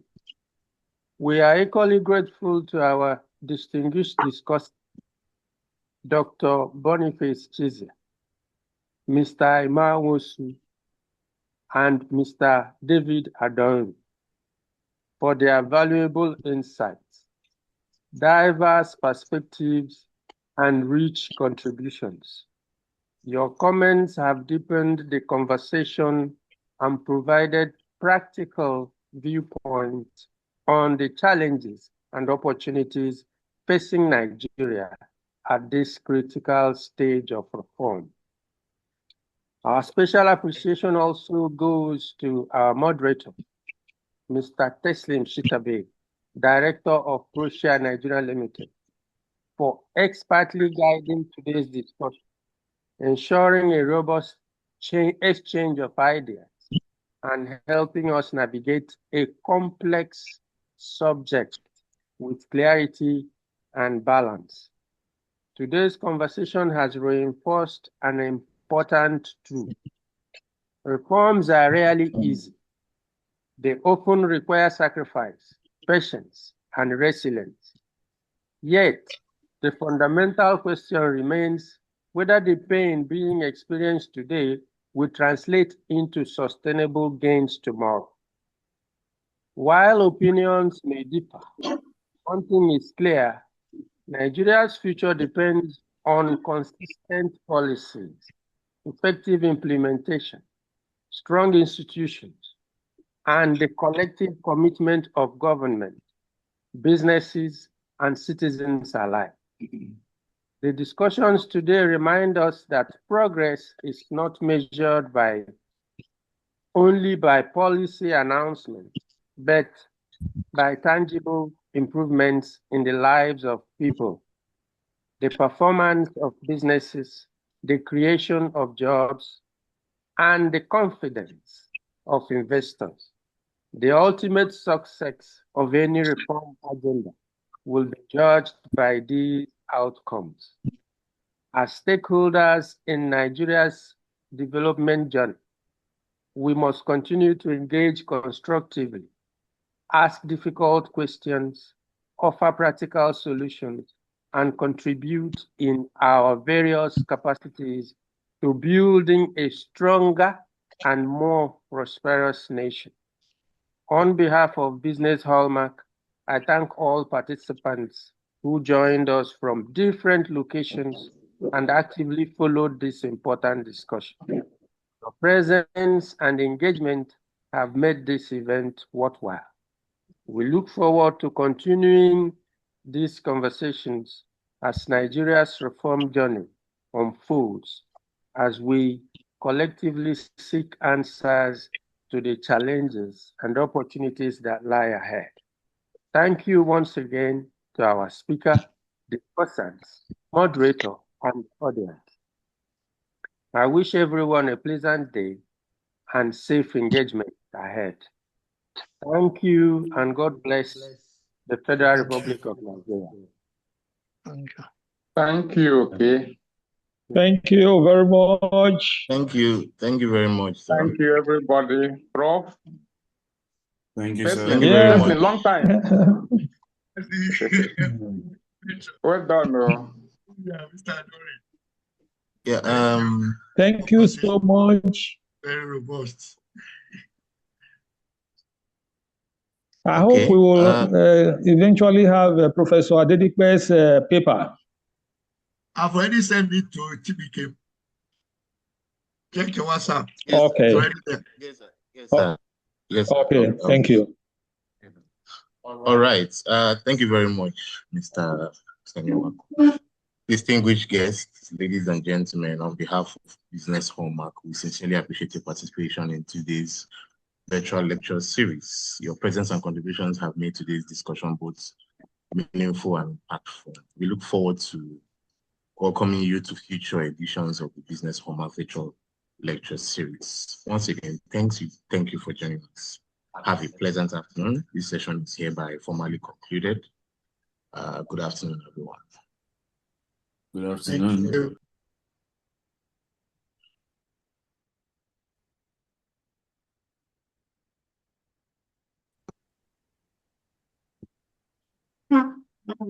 Already.